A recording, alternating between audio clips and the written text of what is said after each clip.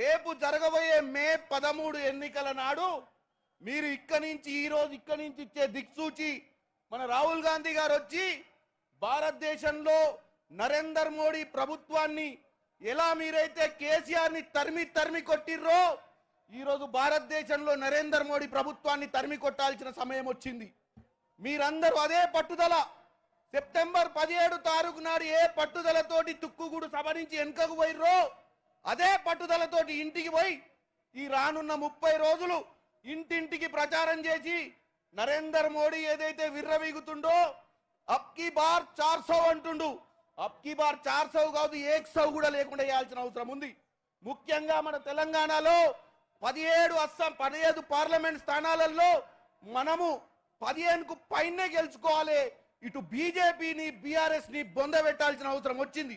Already BRS బొందమైంది కాబట్టి ఇప్పుడు BJP వాళ్ళు ఏదైతే అనుకుంటుర్రో మమ్మల్ని ప్రజలు ఆదరిస్తుర్రని వాస్తవంగా నేను ఎక్కువ మాట్లాడే ఎందుకంటే చాలా మంది పెద్దలు ఒక్కటే ఒక్క ముక్క మీరు ప్రతి బూత్ నుంచి వచ్చిన ఇక్కడికి వచ్చినటువంటి కాంగ్రెస్ కార్యకర్తలు ఒక్కొక్కరు 200 ఓట్లు వేయించినా మనం 15-16 సీట్లు గెలవడం ఖాయమని తెలియజేస్తూ మీరు దయచేసి తిరిగి మీ నియోజకవర్గాలకు వెళ్ళిన తర్వాత మీ బూతులకు వెళ్ళిన తర్వాత ఈ 30 రోజులు మొన్న పనిచేసిన విధంగా పనిచేసి మాకు ఇక్కడ కూర్చున్నటువంటి పార్లమెంట్ అభ్యర్థులను 15 మందిని పార్లమెంటుకు పంపించాల్సిందిగా కోరుకుంటూ సెలవు తీసుకుంటున్నాను.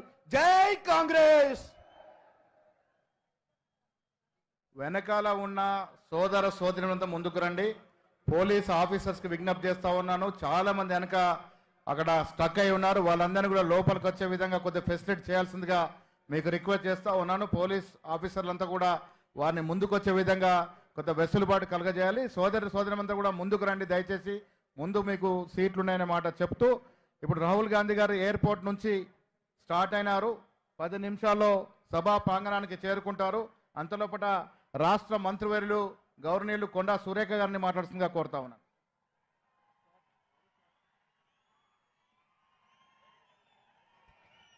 అందరికీ నమస్కారం.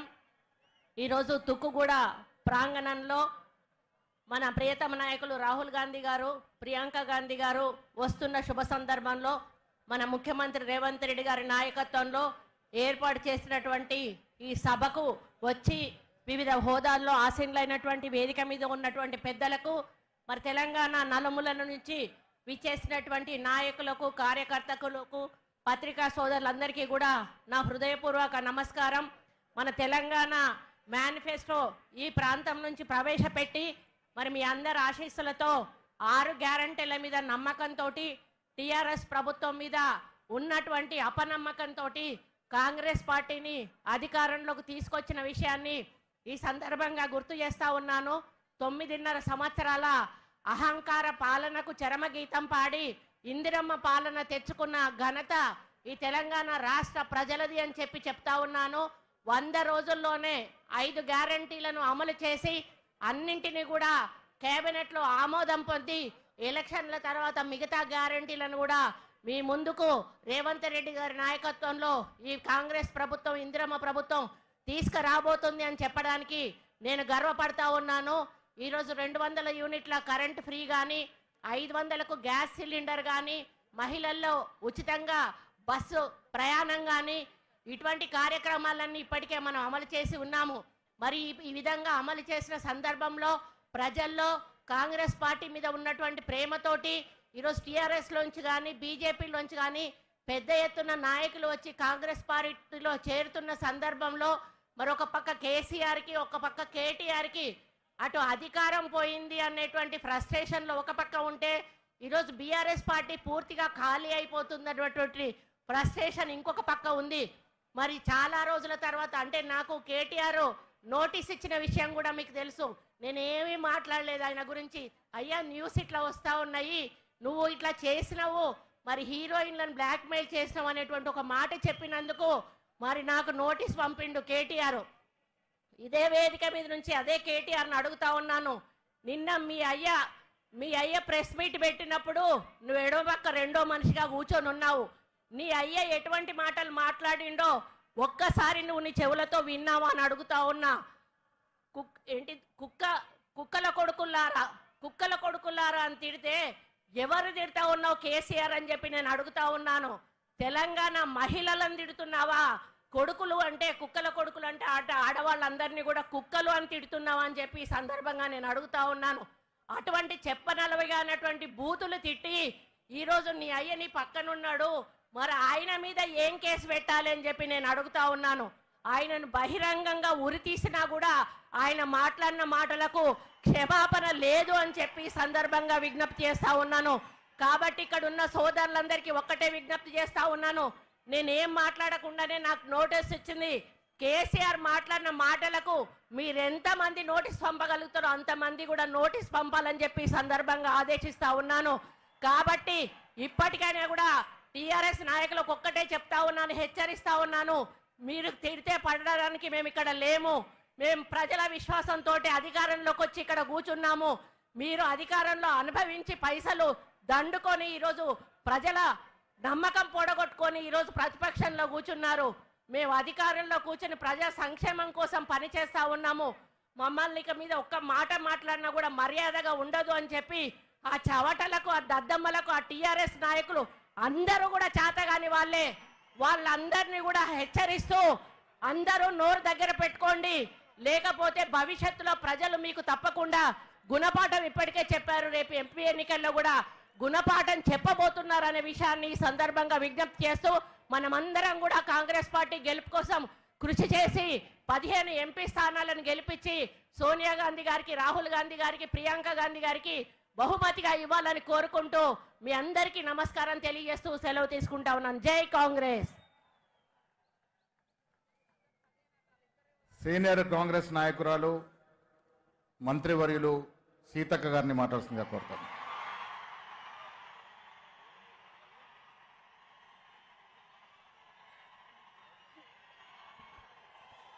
మండు టెండలను సైతం లెక్క చేయకుండా మన నాయకుడు త్యాగాల వారధి, త్యాగాల వారసత్వాన్ని మోస్తూ ఈ దేశం కోసం పాటుపడుతున్నటువంటి రాహుల్ గాంధీ గారు వస్తున్నటువంటి ఈ జనజాతరకు జైత్ర యాత్రలా కలిసి కదిలి వచ్చినటువంటి మా అక్కలకు, అన్నలకు, తమ్ములకు, పెద్దలకు పేరు పేరు నా పాదాభివందనాలు తెలియజేస్తా ఉన్నాను.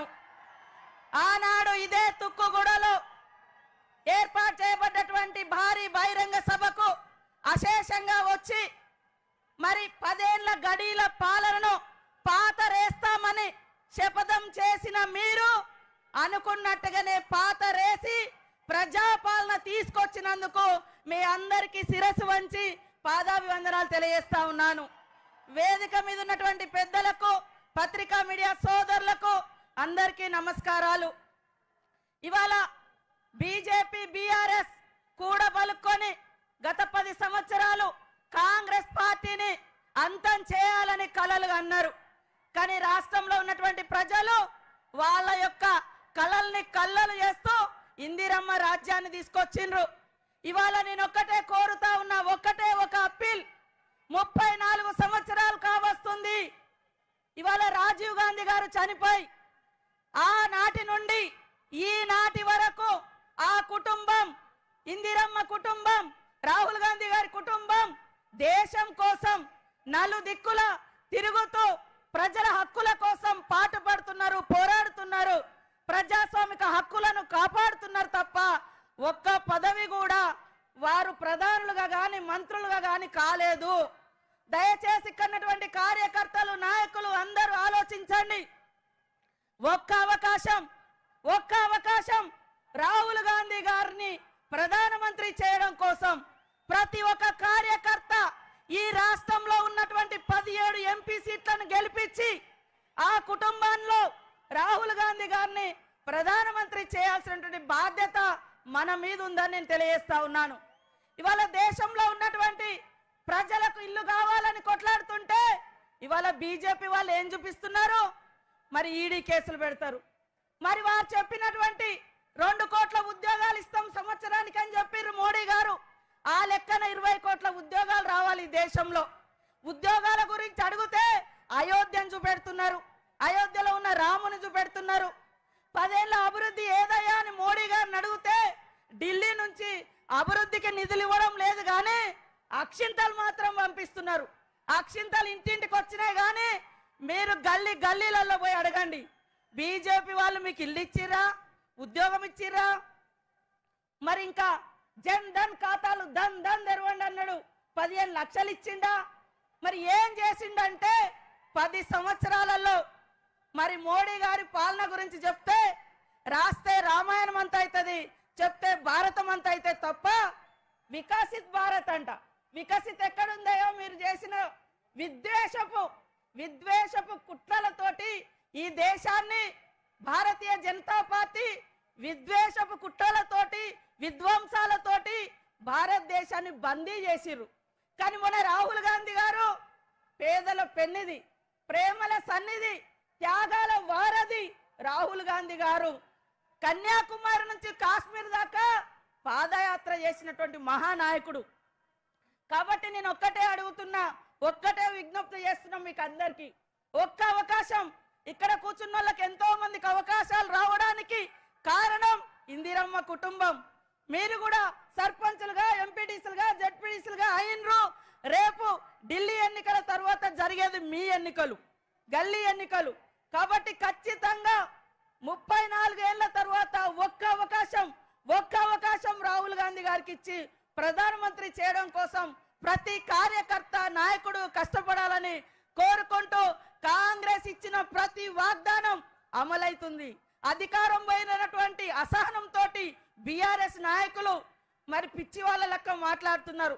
నిన్న బీజేపీ నాయకులు కూడా మరి రోడ్డు మీదకి వచ్చి ధర్నాలు చేస్తున్నారు ఇవాళ రైతుల కోసం.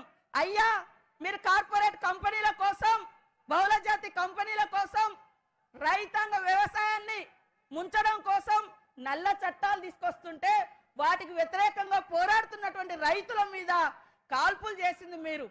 ఇవాళ గిరిజన ప్రాంతాలలో ఉన్నటువంటి, ఆదివాసి ప్రాంతాల్లో ఉన్నటువంటి సహజ వనరులను దోచుకోవడం కోసం మరి గిరిజన యువతను, ఆదివాసి యువతను, వారి హక్కులను కాలరాస్తున్నది కార్పొరేట్ మోడీ వ్యవస్థ అని ఈ సందర్భంగా తెలియజేస్తూ ప్రతి ఒక్కరు కూడా ఒక్క నెల రోజులు కష్టపడండి. మేమందరం 5 సంవత్సరాలు మిమ్మల్ని అందరినీ కంటికి రెప్పలా కాపాడుకుంటాం, రాష్ట్ర ప్రజల్ని కాపాడుకుందామని ఈ సందర్భంగా తెలియజేస్తూ నాకు ఈ అవకాశం కల్పించిన మీ అందరికీ నమస్కారాలు, ధన్యవాదాలు. జై కాంగ్రెస్, జై కాంగ్రెస్.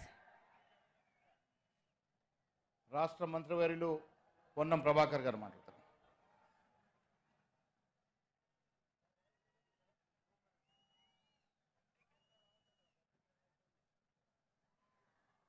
వేదిక మీద ఉన్న పెద్దలకు, సమావేశానికి ఇచ్చేసినటువంటి కాంగ్రెస్ కార్యకర్తలకు, నాయకులందరూ కూడా 2 చేతులు జోడించి హృదయపూర్వకంగా నమస్కారాలు తెలియజేస్తా ఉన్నాం.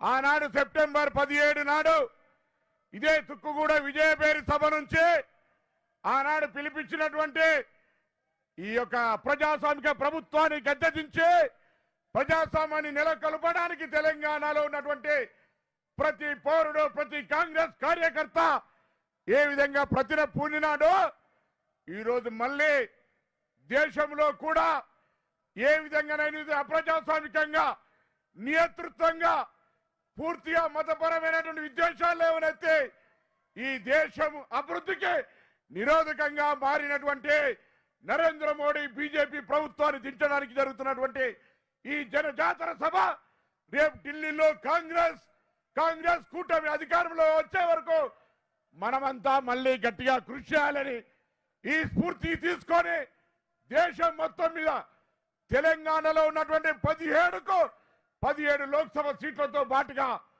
దేశంలో ఉన్నటువంటి అందరూ కాంగ్రెస్ కూటమి అభ్యర్థులు గెలిచే విధంగా ఈ యొక్క తుక్కు కూడా మనకు వచ్చిన జాగా ఇక్కడ నుంచి ఇలా తెలంగాణ ప్రజా ప్రభుత్వాన్ని ఏర్పరచుకున్న తర్వాత ఆనాడు ఎన్నికల్లో మీరు కానీ మేము కానీ గ్రామంలో ఇచ్చిన విధంగా మహిళలకు ఉచితంగా బస్సు ఇస్తామన్నాం. 48 గంటల బస్సు ఇచ్చినాం. 500కి సిలిండర్ అన్నాం, 500కి సిలిండర్ ఇచ్చినాం. 200 యూనిట్ల ఉచిత విద్యుత్ ఫ్రీ అన్నాం, ఇచ్చినాం. 10 లక్షల ఆరోగ్యశ్రీ అన్నాం. అదేవిధంగా ఇందిరమ్మ ఇండ్లు ఇవ్వబోతా ఉన్నాం, నూతన రేషన్ కార్డులు ఇవ్వబోతా ఉన్నాం, మిగతా గ్యారెంటీలు మహాలక్ష్మి గ్యారెంటీలు అన్ని కూడా ఎన్నికలు కాగానే ఒక్కొక్కటిగా అమలు చేస్తాం. ఇవాళ ఒకటే మాట, ఆనాడు ఏ విధంగా తెలంగాణలో నియంతృత్వంగా అప్రజాస్వామికంగా ప్రభుత్వం ఉంటుందో మీరంతా క్షేత్రస్థాయిలో కష్టపడి ప్రభుత్వాన్ని గెలిపిస్తే 4 నెలలుగా ఓడిపోయినటువంటి ముఖ్యమంత్రి శాసనసభ వేదికగా చర్చ పెడితే రాలేక, కాళేశ్వరం కుంగింది జవాబు చెప్పలేక ఈ రాష్ట్రం మొత్తం అప్పులమయమైతే ఎక్కడ జవాబు చెప్పాల్సి వస్తుందని శాసనసభకు ప్రతిపక్ష నాయకుడిగా రావాలని పిలిస్తే కూడా రానటువంటి వ్యక్తి ఇప్పుడు బయలుదేరిండు. నిన్న సిరిసిల్లకు వచ్చిండు, సిరిసిల్లలో మాట్లాడుతూ ఉన్నాడు. ఈ వేదిక ద్వారా అడుగుతా ఉన్నా, మేము ఆనాడు ఏదైనా ప్రజా సమస్యను తీసుకొని ప్రజల దగ్గరికి పోతే గృహ నిర్బంధం పేరుంది అరెస్ట్ చేస్తుంటే, కానీ ఇలా మా ప్రజా పాలన ప్రభుత్వం స్వేచ్ఛగా నీకు తిరిగే అవకాశం ఇస్తోంది. కానీ ఒళ్ళు నోరు దగ్గర పెట్టుకోవాల్సిన అవసరం ఉంది. మాట భాష 10 సంవత్సరాలు ముఖ్యమంత్రిగా చేసిన వ్యక్తి ఏ విధంగా మాట్లాడాలో నీకు తెలియకపోతే 80,000 పుస్తకాలు చదివినా అనే నీవు ఒక్కసారి నీ జ్ఞానాన్ని మరొక్కసారి ప్రజలు చేసుకో. అదేం లేకుండా ఇట్లనే మాట్లాడితే రాబోయే కాలంలో ఇదే నియంతృత్వానికి వ్యతిరేకంగా కొట్టాడిన ప్రజలు నీ మాటలకు అణిగి మనకి ఉండరనే మాట ఈ సందర్భంగా మనం చేస్తాను. అందుకే దయచేసి ఇక్కడికి వచ్చిన ప్రతి కార్యకర్త, తెలంగాణ నుంచి 30,000 బూతుల పైగా ఉన్న ప్రతి కార్యకర్త మళ్ళీ మే 13 నాడు జరిగే ఎన్నికల్లో 17 మంది కాంగ్రెస్ పార్టీ అభ్యర్థులు గెలుపు. ఎందుకంటే ఈరోజు రాష్ట్రంలో ఉన్నటువంటి కాంగ్రెస్ ప్రభుత్వం, రేవంత్ రెడ్డి గారి నాయకత్వంలో కాంగ్రెస్ పార్టీ ఉన్నటువంటి ప్రభుత్వంలో ప్రజలకు ఇచ్చిన అన్ని అమలు జరగాలంటే మనకు ఈ తెలంగాణ నుంచి కాంగ్రెస్ పార్లమెంట్ సభ్యులు గెలిచినట్టయితే కేంద్రం నుంచి కూడా మన యొక్క ప్రాంత అభివృద్ధికి నిధులు తీసుకొచ్చే అవకాశం ఉంది. ఇలా తోడు దొంగల బీజేపీ టీఆర్ఎస్ కలిసి రైతుల పేరు మీద డ్రామా చేసే ప్రయత్నం చేస్తా ఉన్నారు. దయచేసి ఆలోచన చేయండి. ఆనాడు 15 లక్షల నల్లధనం అన్నారు, 2 కోట్ల ఉద్యోగాలు అన్నారు. ఇలా నరేంద్ర మోడీ పోటీ పెట్టి ఓట్లు అడిగే పరిస్థితి లేదు. కొత్తగా రాముని తీసుకొచ్చిర్రు, అక్షింతలు అంటున్నారు. దయచేసి ఊర్లల్లా మనం కూడా రాముని భక్తులమే, రామునికి ఎవరు వ్యతిరేకం కాదు. కానీ నిస్సిగ్గుగా రాముణ్ణి రాజకీయాలకు తీసుకొచ్చే వీళ్ళ పట్ల ప్రజలను జాగ్రత్తగా ఈ దేశ సార్వభౌమత్వాన్ని ప్రజాస్వామ్యాన్ని కాపాడడానికి పాంచ్ న్యాయ పేరు మీద రాహుల్ గాంధీ గారి కాంగ్రెస్ పార్టీ మేనిఫెస్టో క్షేత్రస్థాయికి తీసుకుపోవాలని కోరుతూ, ఇప్పటికే మరి మల్లికార్జున ఖార్గే గారు కానీ కాంగ్రెస్ పార్టీ కానీ తీసుకున్నటువంటి మేనిఫెస్టో రేపు భవిష్యత్తులో భారతదేశంలో ఉన్నటువంటి వెనుకబడ్డ వర్గాలందరికీ మార్పుకు శ్రీకారం చుడుతుంది. కాబట్టి తప్పకుండా అందరూ కూడా కాంగ్రెస్ పార్టీని బలోపేర్చే దిశలో క్షేత్రస్థాయికి వెళ్ళిన తర్వాత రేపటి నుంచే ప్రచార కార్యక్రమం కొనసాగించాలని కోరుతూ అందరికీ హృదయపూర్వకంగా ధన్యవాదాలు చెప్తూ కాంగ్రెస్ పార్టీ నమస్కారం అందరికి. కూర్చున్న వాళ్ళు దయచేసి కుర్చీలు లేపకండి. వెనక ఉన్న వాళ్ళని ముందుకొచ్చే అవకాశం కలగజేయండి. ఎక్కడ కూర్చున్న వాళ్ళు అక్కడే కూర్చోండి. దయచేసి కుర్చీలు లేపకండి. వెనక కూడా చాలా బండ్లు ట్రాఫిక్లో నిలిచిపోయినాయి.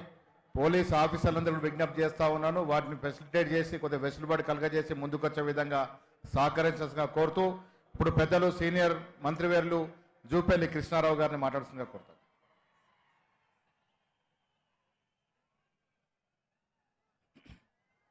జై కాంగ్రెస్, జై సోనియా గాంధీ, జై మల్లికార్జున ఖర్గే, చేతులు లేపాల, జై రాహుల్ గాంధీ, జై ప్రియాంక గాంధీ. ఈనాటి జనజాతర సభ వేదిక పైనటువంటి పెద్దలందరికీ, వేదిక ముందున్నటువంటి నా అక్కా చెల్లెలందరికీ, కార్యకర్తలకు, నాయకులందరికీ మీ అందరికీ హృదయపూర్వక నమస్కారం తెలియజేస్తా ఉన్నా. ఈనాడు మనందరి బాధ్యత, మనందరి కర్తవ్యం. నేడు జరుగుతున్న పార్లమెంట్ ఎన్నికల్లో కాంగ్రెస్ పార్టీని హస్తం గుర్తును గెలిపించి రాహుల్ గాంధీ గారిని ప్రధానమంత్రి చేయాల్సినటువంటి మన అందరి కర్తవ్యం బాధ్యత ఉంది. ఎందుకంటే మనం చూస్తా ఉన్నాం, చాలా మంది చాలా మాటలు మాట్లాడుతూ ఉన్నారు. ఈనాడు తెలంగాణ రాష్ట్రంలో కల్వకుంట్ల కుటుంబ పాలన మాట్లాడుతూ ఉంటే కేటీఆర్ అంటా ఉన్నాడు ఇందిరా కుటుంబ పాలన కాదని మాట్లాడుతూ ఉన్నాడు. బుద్ధి ఉండాల మాట్లాడితే. ఇందిరాగాంధీ దేశ సమగ్రత కోసం ప్రాణాలు అర్పించిన వ్యక్తి. రాజీవ్ గాంధీ గారు దేశ సమగ్రత కోసం పటిష్టత కోసం ప్రాణాలు అర్పించిన వ్యక్తి. ఈనాడు ప్రజాస్వామ్యంలో మన దేశ రాజకీయ మొగజం చూస్తూ ఉన్నాం. పదవులంటే ప్రతి ఒక్కరికి ప్రేమనే, కానీ దేశ 140 కోట్ల ప్రజల భవిష్యత్తు కోసం పదవులు కాలికాడుకొచ్చిన ఆనాడు 2004 సంవత్సరంలో సోనియా గాంధీ గారు తిరస్కరించి ఒక ఆర్థికవేత్తను మన్మోహన్ సింగ్ గారిని ప్రధానమంత్రి చేయడం జరిగింది. 2009లో రాహుల్ గాంధీ గారికి ప్రధానమంత్రి అవకాశం వచ్చినా పదవిని స్వీకరించలేదు. త్యాగాల కుటుంబం. ఈనాడు కేసీఆర్ మాట్లాడతారు, కేసీఆర్ కుటుంబం మాట్లాడుతూ చాలా మాటలు మాట్లాడుతూ ఉన్నారు. ఈనాడు ఒకటి కాదు, కేసీఆర్ నిన్న మాట్లాడాడు. తిట్టు ఎటువంటి తిట్టు తిట్టిండు. 80,000 పుస్తకాలు చదివినటువంటి వ్యక్తి కేసీఆర్. నువ్వు అది నోరా మున్సిపాలిటీయా? మాట్లాడితే ఈరోజు కేవలం 4 మాసాల ప్రభుత్వం పైన విమర్శ గుర్తిస్తా ఉన్నావు, విమర్శ గుప్పిస్తా ఉన్నావు. ఒకటి కాదు, మరి నీ మాటలు చెప్పాలంటే ప్రాంతేతరుడై తప్పు చేస్తే, ద్రోహం చేస్తే ప్రాంతం నుంచి పారద్రోలాలన్నావు. ప్రాంతీయుడు ద్రోహం చేస్తే పాతాలను పాతి పెట్టాలన్నావు.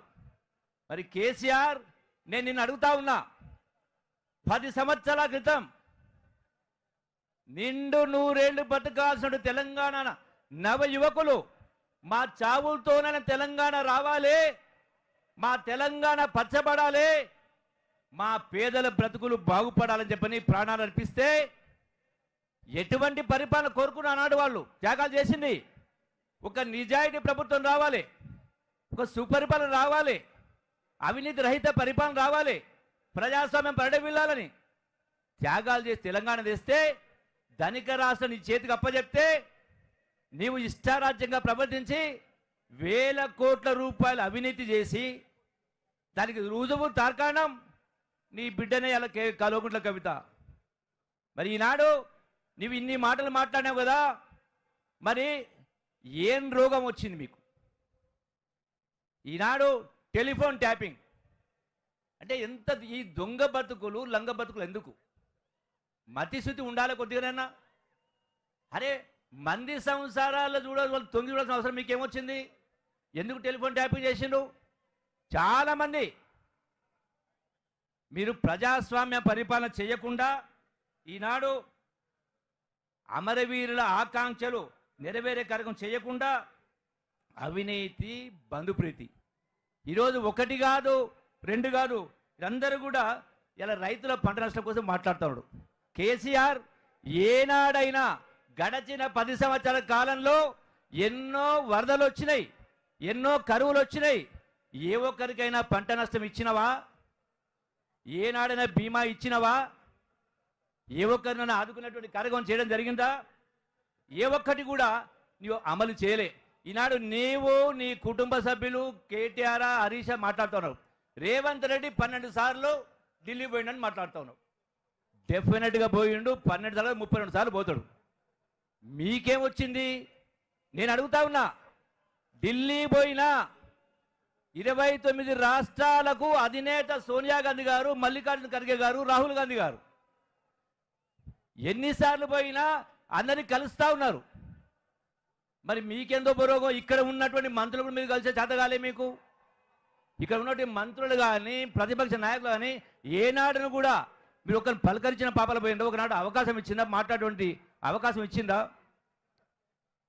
అంటే ఏ ఒక్కటి కూడా కార్యక్రమం చేయకుండా ఇలా సొల్లు కూతలు కూర్చుకుంటూ సొల్లు కబులు కొలుకుంటూ ఈనాడు మళ్ళీ మాట్లాడుతూ ఉన్నావంటే, మరి ఆ లెక్క ప్రకారం మాట్లాడితే నీవు ఒకనాడు కాంగ్రెస్ ప్రభుత్వం విమర్శ చేస్తూ ఉంటే, తిట్టు తిడుతూ ఉంటే ఇది తొక్కుకుంటూ పోతావా? ఇప్పటికే మొన్న జరిగిన ఎన్నికల్లో తెలంగాణ ప్రజలు మళ్ళీ మీరు లేవకుండా తొక్కింది ఇప్పటికే. ఈ పార్లమెంట్ ఎన్నికల్లో మీరు తలకిందుల తపస్సు చేసినా మీకు ఒక్క సీటు కానీ ఒక్క ఓటు కానీ వచ్చేటువంటి కార్యక్రమం జరగదు. కాంగ్రెస్ పార్టీ చెప్పినటువంటి 6 గ్యారెంటీలో ధనిక రాష్ట్రం అప్పచెప్తే మీరు అప్పుల చిప్పని చేతికిచ్చినా కూడా ఈనాడు కాంగ్రెస్ పార్టీ సోనియా గాంధీ గారు ప్రకటించినటువంటి 6 గ్యారెంటీలో 5 గ్యారెంటీలు ఇప్పటికే మొదలుపెట్టడం జరిగింది. ఈనాడు రాహుల్ గాంధీ గారు చెప్పినటువంటి 5 న్యాయ గ్యారెంటీలు కూడా ఈనాడు ప్రకటించబోతా ఉన్నారు. ప్రతి ఒక్కటి కూడా ఎన్ని కష్టాలున్నా ఎన్ని సమస్యలున్నా 100%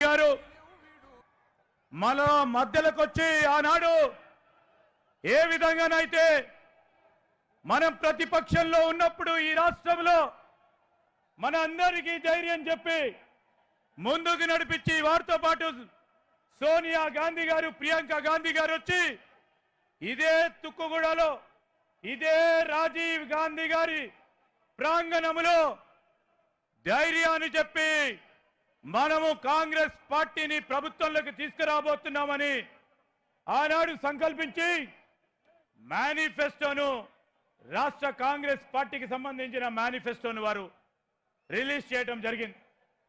ఈ సందర్భంలో ఈ వేదికపై ఉన్న పెద్దలు అఖిల భారత కాంగ్రెస్ కమిటీ ప్రధాన కార్యదర్శి కేసీ వేణుగోపాల్ గారికి, అదేవిధంగా ప్రదేశ్ కాంగ్రెస్ కమిటీ అధ్యక్షులు రేవంత్ రెడ్డి గారికి, ఉప ముఖ్యమంత్రి భట్టి గారికి, వేదికపై ఆసీనులైన గౌరవ సహచర మంత్రివర్గ పెద్దలు, మాజీ పిసిసి అధ్యక్షులు, పార్లమెంటు నియోజకవర్గ అభ్యర్థులు, సీనియర్ నాయకులు, గౌరవ శాసన సభ్యులు, గౌరవ శాసన మండలి సభ్యులు, పార్లమెంట్ సభ్యులు, ఈరోజు వేదికపై కూర్చున్న ప్రదేశ్ కాంగ్రెస్ కమిటీకి సంబంధించిన ప్రధాన నాయకులతో పాటు లక్షలాది మంది ఈరోజు బూత్ నుంచి రాష్ట్ర స్థాయి వరకు నాయకత్వం వహిస్తా ఉన్న కాంగ్రెస్ కార్యకర్తల నాయకులందరికీ మరొకమారు హృదయపూర్వకంగా స్వాగతం పలుకుతూ మన నాయకులు రాహుల్ గాంధీ గారు ఈ సందర్భంలో మనకు సంబంధించి, దేశ ప్రజలకు సంబంధించి, మన అందరి సంక్షేమం గురించి, అభివృద్ధి గురించి బీజేపీ వ్యతిరేకంగా వారు అనేక పోరాటాలు చేశారు. వ్యవస్థను కాల రాస్తా ఉన్న బీజేపీ ప్రభుత్వం పక్షాన రాష్ట్రంలో ఆనాడు ఉన్న టీఆర్ఎస్ పార్టీ ప్రభుత్వంపై మేమున్నాము, ధైర్యంగా ఉండండి మన ప్రజానికానికి చెప్పడానికి ఆ రోజు భారత్ జోడో యాత్ర కార్యక్రమాన్ని దేశవ్యాప్తంగా కన్యాకుమారి నుంచి కశ్మీర్ వరకు తలపెట్టి 4000 పైచిలుకు కిలోమీటర్లు ఎండనక వాననక చలి అనక వారు ప్రజల మధ్యలో ఉండి ప్రజా సమస్యలను తెలుసుకొని నేనున్నాను, ధైర్యంగా ఉండండి ఆనాడు చేపట్టారు. అదేవిధంగా న్యాయ యాత్ర అని మరో 6000 కిలోమీటర్లు దేశవ్యాప్తంగా ఉన్న ప్రజానికానికి కలవడానికి దాదాపు 10,000 కిలోమీటర్ల వారి యాత్ర ప్రతి ఒక్కరిని కలుసుకునే కార్యక్రమంలో యువకులను, మహిళలని, వృద్ధులని, రైతులని, కార్మికులని, ఈరోజు బీసీ, ఎస్సీ, ఎస్టీ వర్గాలకు సంబంధించిన అందరినీ కూడా కలుసుకునే ప్రయత్నం చేశారు. చేసి ఈరోజు వారు రేపు కాబోయే ప్రధానమంత్రిగా మన అందరికీ పెద్ద దిక్కుగా ఈ భారతదేశ సామరస్యాన్ని కాపాడడానికి వారు ఈరోజు న్యాయ పత్రాన్ని విడుదల చేయడానికి ఈరోజు రావడం జరిగింది. అదే దేశ స్థాయిలో ఉన్న కాంగ్రెస్ పార్టీ మేనిఫెస్టో. ఈరోజు వారు చెప్తా ఉన్నది ప్రధానంగా ఆనాడు చెప్పారు, మన రాష్ట్రానికి వచ్చినప్పుడు బలహీన వర్గాలకి కుల గణన, ఈరోజు కుల గణన చేస్తాము, ఓబీసీలకు సంబంధించి సెన్సస్ చేపిస్తామని చెప్పి ఈరోజు కాంగ్రెస్ పార్టీ పక్షాన ముఖ్యమంత్రి రేవంత్ రెడ్డి గారు, మేము కేబినెట్ మొత్తం కూడా ఈరోజు రాహుల్ గాంధీ గారు చెప్పినప్పుడు ఓబీసీలకు సంబంధించిన సెన్సస్ కార్యక్రమాన్ని మొదలుపెట్టాం. ఈరోజు మేము చెప్తా ఉన్నాం, వారు ఆ రోజు రిలీజ్ చేసిన 6 గ్యారంటీల్లో దాంట్లో ప్రధానమైన 4 ప్రధానమైన అంశాలని అమలు చేశాం. ఈరోజు నేను ఈ ఉపన్యాసానికంటే ముందు మనమందరం కూడా ఈరోజు మనం వేచి చూస్తా ఉన్న రాహుల్ గాంధీ గారి చేతుల మీదుగా రేపు పార్లమెంట్ ఎన్నికలు వస్తా ఉన్న సందర్భంలో వారు చేతుల మీదుగా మేనిఫెస్టో, అదే న్యాయపత్రాన్ని గౌరవనీయులు పెద్దలు రాహుల్ గాంధీ గారు ఈరోజు ఇప్పుడు రిలీజ్ చేయబోతా ఉన్నారు. పెద్దలు రాహుల్ గాంధీ గారిని మరి I request honourable Rahul Gandhiji to release న్యాయపత్ర.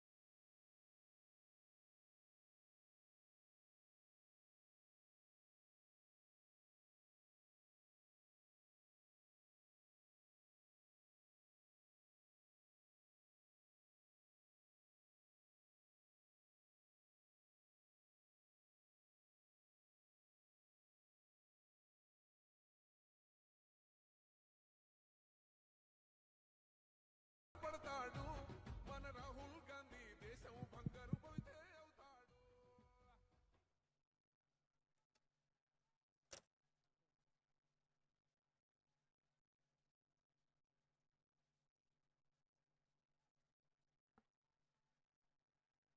केसी वेणुगोपाल जी, दीपादास मुंशी जी, रेवंत रेड्डी जी, विक्रमार्का भट्टी मल्लू जी, दामोदर राजा नरसिम्हा जी, उत्तम रेड्डी जी, स्टेज पे कांग्रेस पार्टी के वरिष्ठ नेता, हमारे प्यारे कार्यकर्ता, भाइयों और बहनों, प्रेस के मित्रों, आप सबका यहां बहुत बहुत स्वागत, नमस्कार। కేసీ వేణుగోపాల్ గారు, దీపా దాస్ పురుషి గారు, రేవంత్ రెడ్డి గారు, బట్టి విక్రమార్క గారు, దామోదర్ రాజ్ నరసింహ గారు, వేదిక మీద పెద్దలందరూ, నాకు ఎంతో ప్రియమైన కాంగ్రెస్ కార్యకర్తలందరూ, అక్కలు, చెల్లెలు, అన్నలు, తమ్ముళ్ళు అందరికీ స్వాగతం పలుకుతున్నా. చాలా సంతోషం ఇక్కడ మీరు రావడాన్ని మనం చేస్తున్నారు. आज यहां हम कांग्रेस पार्टी का मैनिफेस्टो इनॉग्रेट करने आए हैं। मुझे याद है कुछ महीने पहले हमने तेलंगाना में आपसे वायदे किए थे, ऐसी ही मीटिंग थी, हमने अपनी गारंटीज की बात आपके सामने रखी। वही काम हम नेशनल लेवल के लिए आज कर रहे हैं। కొన్ని మాసాల కింద ఇక్కడే తెలంగాణ శాసనసభ ఎన్నికల ముందు మా గ్యారంటీలు ఇక్కడే ఆవిష్కరించినాం. అదే విధంగా జాతీయ స్థాయిలో కాంగ్రెస్ మేనిఫెస్టో, జాతీయ స్థాయిలో కాంగ్రెస్ గ్యారంటీలని ఈ పార్లమెంట్ ఎన్నికల ముందు మీ అందరి ముందు ఆవిష్కరించబోతున్నాను. जब हमने आपको गारंटीज दी थी, उन्हें हमने कांग्रेस पार्टी की गारंटी जरूर कहा था, मगर सचमुच में वो आपकी गारंटीज थी, आपकी आवाज थी। మేము ఇక్కడ చెప్పినప్పుడు అది కాంగ్రెస్ పార్టీ గ్యారంటీలు, కానీ అది మీ గ్యారంటీలు, మీ గొంతు వినిపించడం అని చెప్పి నేను మనవి చేస్తున్నాను.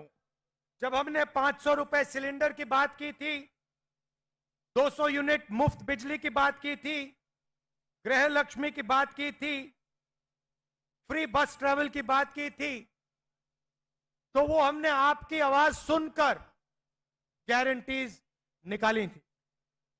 500 రూపాయలు గ్యాస్ సిలిండర్ అయినా, 200 యూనిట్ల వరకు ఉచిత విద్యుత్ అయినా, ఆర్టీసీ బస్సుల్లో మహిళలకి ఉచిత ప్రయాణం అయినా, గృహలక్ష్మిలో ఉచితంగా ఇల్లు కట్టడమైనా మీ గొంతుని ఇక్కడి నుంచి వినిపించడం జరిగింది.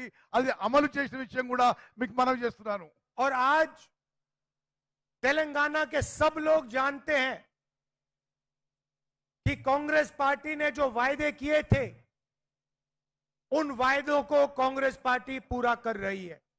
తెలంగాణలో ప్రజానీకానికి అందరికీ తెలుసు, ఏ మాట అయితే మేము ఎన్నికల ముందు ఏ గ్యారంటీస్ అయితే చెప్పామో అన్ని గ్యారంటీస్ ఇచ్చి మాట నిలబెట్టుకుంటున్న విషయం మీ అందరికీ తెలుసు. हिंदुस्तान में 40 साल से सबसे ज्यादा बेरोजगारी है, मगर तेलंगाना में तेलंगाना की सरकार ने 30,000 लोगों को सरकारी नौकरी दी है और कुछ ही समय में 50,000 और लोगों को सरकारी नौकरी मिलने जा रही है। మొత్తం భారతదేశంలో నిరుద్యోగ సమస్య చాలా తీవ్రంగా ఉన్న ఈ సమయంలో మన తెలంగాణ ప్రభుత్వం 30,000 ఉద్యోగాలు ఆల్రెడీ ఇచ్చింది, మరో 50,000 ఉద్యోగాలు కూడా ఇవ్వబోతున్న విషయం నేను మనం చేస్తున్నాను. तो जैसा हमने तेलंगाना के साथ किया, वैसा ही हमने अपने मैनिफेस्टो के साथ किया। ఏ విధంగా అయితే తెలంగాణలో మాట ఇచ్చి నిలబెట్టుకున్నామో అదే విధంగా జాతీయ స్థాయి మేనిఫెస్టోలో కూడా నిలబెట్టుకోబోతుందని చెప్పి నేను మనవి చేస్తున్నాను. ये जो मैनिफेस्टो है, ये हिंदुस्तान की जनता की आवाज है, ये कांग्रेस पार्टी की आवाज नहीं है। आपके दिल में जो था, लाखों लोगों के दिल में जो था, उसे कांग्रेस पार्टी ने सुना और उसे हमने मैनिफेस्टो में डाला। ఈ మేనిఫెస్టో కేవలం కాంగ్రెస్ పార్టీ మేనిఫెస్టో కాదు, భారతదేశం ప్రజల యొక్క కోరిక మేరకు ఈ మేనిఫెస్టో తయారు చేయడం జరిగింది. మీ మనసులో ఉన్న మాట ఈ మేనిఫెస్టోలో ప్రతిబింబం చేసినాము. मैनिफेस्टो की आत्मा जो है वो 5 गारंटीज की है। ఈ మేనిఫెస్టోలో 5 గ్యారంటీలు ఈ మేనిఫెస్టో యొక్క ఆత్మ లాంటివి అని చెప్పి నేను మనం చేస్తున్నాను. सबसे पहले बेरोजगारी के लिए, हिंदुस्तान के युवाओं के लिए साल में 1 लाख रुपए की सैलरी वाली नौकरी हर युवा को मिलेगी। భారతదేశంలో నిరుద్యోగులందరికీ అతి త్వరలో భారతదేశంలో నిరుద్యోగులందరికీ లక్ష రూపాయల జీతంతో ఉద్యోగం ఇప్పించబోతున్నాము। तो हमने एक अप्रेंटिसशिप का कानून बनाया है। మేము అప్రెంటిస్షిప్ అంటే ట్రైనింగ్ ఇచ్చే కార్యక్రమం కూడా మొదలు పెడుతున్నాము। इसमें हिंदुस्तान के हर युवा को, जैसे हम मनरेगा में रोजगार की गारंटी देते हैं, वैसे हिंदुस्तान के हर युवा को 1 साल की अप्रेंटिसशिप की गारंटी मिलेगी।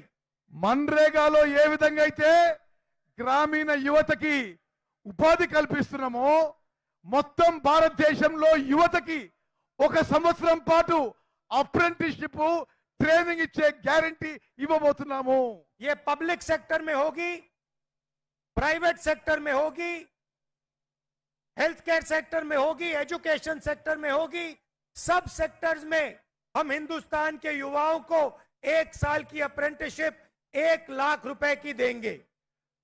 భారతదేశంలో ఉన్న నిరుద్యోగ యువత అందరికీ 1 లక్ష రూపాయల జీతంతో 1 సంవత్సరం ట్రైనింగ్ అప్రెంటిస్షిప్ ప్రభుత్వ రంగ సంస్థల్లో, ప్రైవేట్ రంగ సంస్థల్లో, విద్యా రంగంలో, ఆరోగ్య రంగంలో తప్పనిసరిగా కల్పించబోతున్నానని చెప్పి నేను మాటిస్తున్నాను। और ये युवाओं के लिए हमने सिर्फ एक बात रखी है, क्योंकि भाषण के लिए इतना टाइम नहीं है, तो जो सब कुछ हम कर रहे हैं वो मैं बोल नहीं रहा हूं। सिर्फ एक युवाओं की गारंटी यहां आपके सामने रख रहा हूं। యువకులకి సంబంధించిన అన్ని విషయాలు ఇక్కడ చెప్పదలుచుకోలేదు, ఒక్క విషయమే నేను పదే మీకు మనవి చేస్తున్నాను। मगर अगर आप मैनिफेस्टो में देखेंगे तो युवाओं के लिए अनेक और वायदे हमारे मैनिफेस्टो में है। మీరు మా మేనిఫెస్టో చూస్తే యువకులకి ఇంకా ఎన్నో అంశాలు కూడా మేము హామీ ఇస్తున్న విషయం మీకు తెలియవస్తుంది। आप जानते हो कि हिंदुस्तान की महिलाएं हमारे भविष्य की देखभाल करती हैं। భారతదేశంలో మహిళలు మన భవిష్యత్తు చూసుకుంటారని చెప్పి నేను మనవి చేస్తున్నాను। और जो महिलाएं जॉब करती हैं वो 2 जॉब्स करती हैं। ఉద్యోగాలు చేసే మహిళలు 2 ఉద్యోగాలు చేస్తారని చెప్పి కూడా నేను మనవి చేస్తున్నాను।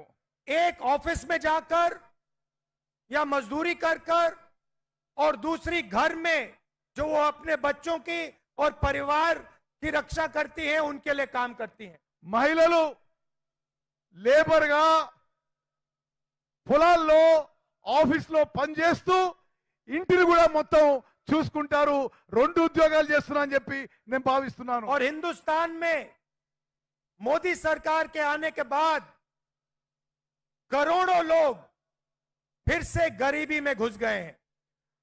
భారతదేశంలో నరేంద్ర మోదీ ప్రభుత్వం వచ్చిన తర్వాత చాలా మంది మళ్ళీ నిరుపేదలు అయిపోయారు। इसीलिए हम एक नारी न्याय कानून लाएंगे। అందుకోసమే నారీ న్యాయ అంటే మహిళలకు న్యాయం మేము తీసుకురాబోతున్నాము। नारी न्याय हिंदुस्तान के हर गरीब परिवार की एक महिला के बैंक अकाउंट में साल में 1 लाख रुपए डालेगी। ఈ నారీ న్యాయలో మహిళలకి అన్య న్యాయంలో ప్రతి కుటుంబంలో ఒక మహిళకి సంవత్సరానికి 1 లక్ష రూపాయలు ఇవ్వబోతుందని చెప్పి నేను మనం చేస్తున్నాను। ये क्रांतिकारी कदम है। ఇది విప్లవాత్మక మార్పు తీసుకురావాలని సమాజంలో చెప్పి నేను మనం చేస్తున్నాను। इससे पूरे देश का चेहरा बदल जाएगा। దేశం యొక్క ముఖ చిత్రం దీని ద్వారా మారబోతుందని చెప్పి నేను మనం చేస్తున్నాను। आप सोचिए, हिंदुस्तान के सबसे गरीब परिवारों को कम से कम 1 लाख रुपया सीधा बैंक अकाउंट में कांग्रेस पार्टी की सरकार देने जा रही है। ఆలోచన చేయండి, నిరుపేద కుటుంబాలకి రాబోయే కాంగ్రెస్ ప్రభుత్వం ప్రతి కుటుంబానికి ప్రతి సంవత్సరం 1 లక్ష రూపాయలు ఇవ్వబోతుందని చెప్పి నేను మనం చేస్తున్నాను। इसका मतलब हिंदुस्तान में कोई भी ऐसा परिवार नहीं होगा जिसकी आमदनी 1 लाख रुपए प्रति साल नहीं होगी। అంటే మొత్తం భారతదేశంలో ఒక్క కుటుంబానికి కూడా ఆదాయం సంవత్సరం ఆదాయం ₹1,00,000 కంటే తక్కువ ఉండబోదు అని చెప్పి నేను మనం చేస్తున్నాను. तीसरा वायदा किसान न्याय, మూడో హామీ రైతులకి న్యాయం. आप जानते हो कि आज हिंदुस्तान में रोज हजारों किसान आत्महत्या करते हैं। మీకు తెలుసు భారతదేశంలో ప్రతిరోజు వేల మంది రైతులు ఆత్మహత్య చేసుకుంటున్నారు. इस देश में रोज 30 किसान आत्महत्या करते हैं। ఈ దేశంలో ప్రతిరోజు 30 మంది రైతులు ఆత్మహత్య చేసుకుంటున్నారు. नरेंद्र मोदी ने हिंदुस्तान के सबसे अमीर लोगों का 16 लाख करोड़ रुपया कर्जा माफ किया है। నరేంద్ర మోదీ ప్రభుత్వం భారతదేశంలో అతిపెద్ద ధనవంతులకి 16 లక్షల కోట్ల రూపాయలు మాఫ్ చేసిండు, రుణమాఫీ చేసిండు. मगर किसानों का 1 रुपया कर्जा माफ नहीं किया। కానీ రైతులకి ఒక్క రూపాయి కూడా రుణమాఫీ చేయలేదు. इसलिए किसान न्याय के माध्यम से हम किसानों का कर्जा माफ करेंगे और लीगल एमएसपी की गारंटी देंगे। అందుకోసమే కేంద్రంలో రాబోయే కాంగ్రెస్ ప్రభుత్వం రైతు రుణమాఫీ చేయబోతుంది.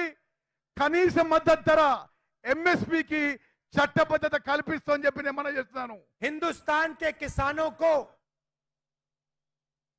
उनके प्रोडक्ट्स के लिए, उनके प्रोड्यूस के लिए मिनिमम सपोर्ट प्राइस, कानूनी मिनिमम सपोर्ट प्राइस मिलेगी।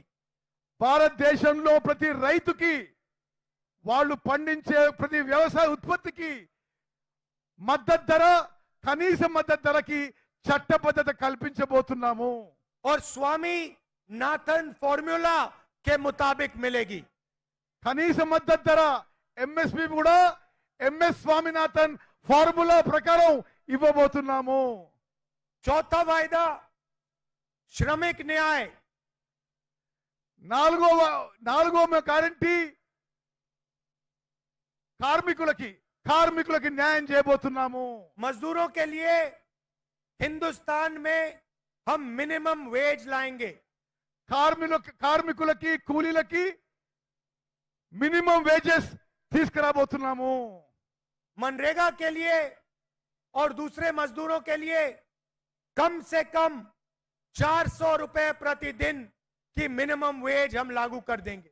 మన్రేగాలో గాని ఇతర పనుల్లో గాని కనీస వేతనాలు మినిమం వేజెస్ రోజుకి 400 రూపాయలు ప్రకటించబోతున్నాము. और पांचवा वायदा शायद सबसे जरूरी और ऐतिहासिक वायदा, ఐదో ఇచ్చిన మాట చాలా పెద్ద విషయం. ఇది అందరూ మీరు జాగ్రత్తగా వినాలని కోరుకుంటున్నా. हिंदुस्तान में 50% आबादी पिछड़े वर्ग की है। భారతదేశంలో 50% జనాభా వెనుకబడి తరగతున్న వాళ్ళు, 15% आबादी दलितों की है, 15% జనాభా దళితులు ఉన్నది, 8% आबादी आदिवासियों की है, 8% గిరిజనులు ఆదివాసులు ఉన్నారు, 15% आबादी माइनॉरिटीज की है, 15% మైనారిటీల జనాభా ఉన్నది, और 5% आबादी गरीब जनरल कास्ट की है। 5% జనాభా మరి నిరుపేదలు జనరల్ కేటగిరీ వాళ్ళు ఉన్నారని చెప్పి నేను మనం చేస్తున్నాను. अगर आप इन सबको मिला दें तो 90% आबादी इन लोगों की बनती है।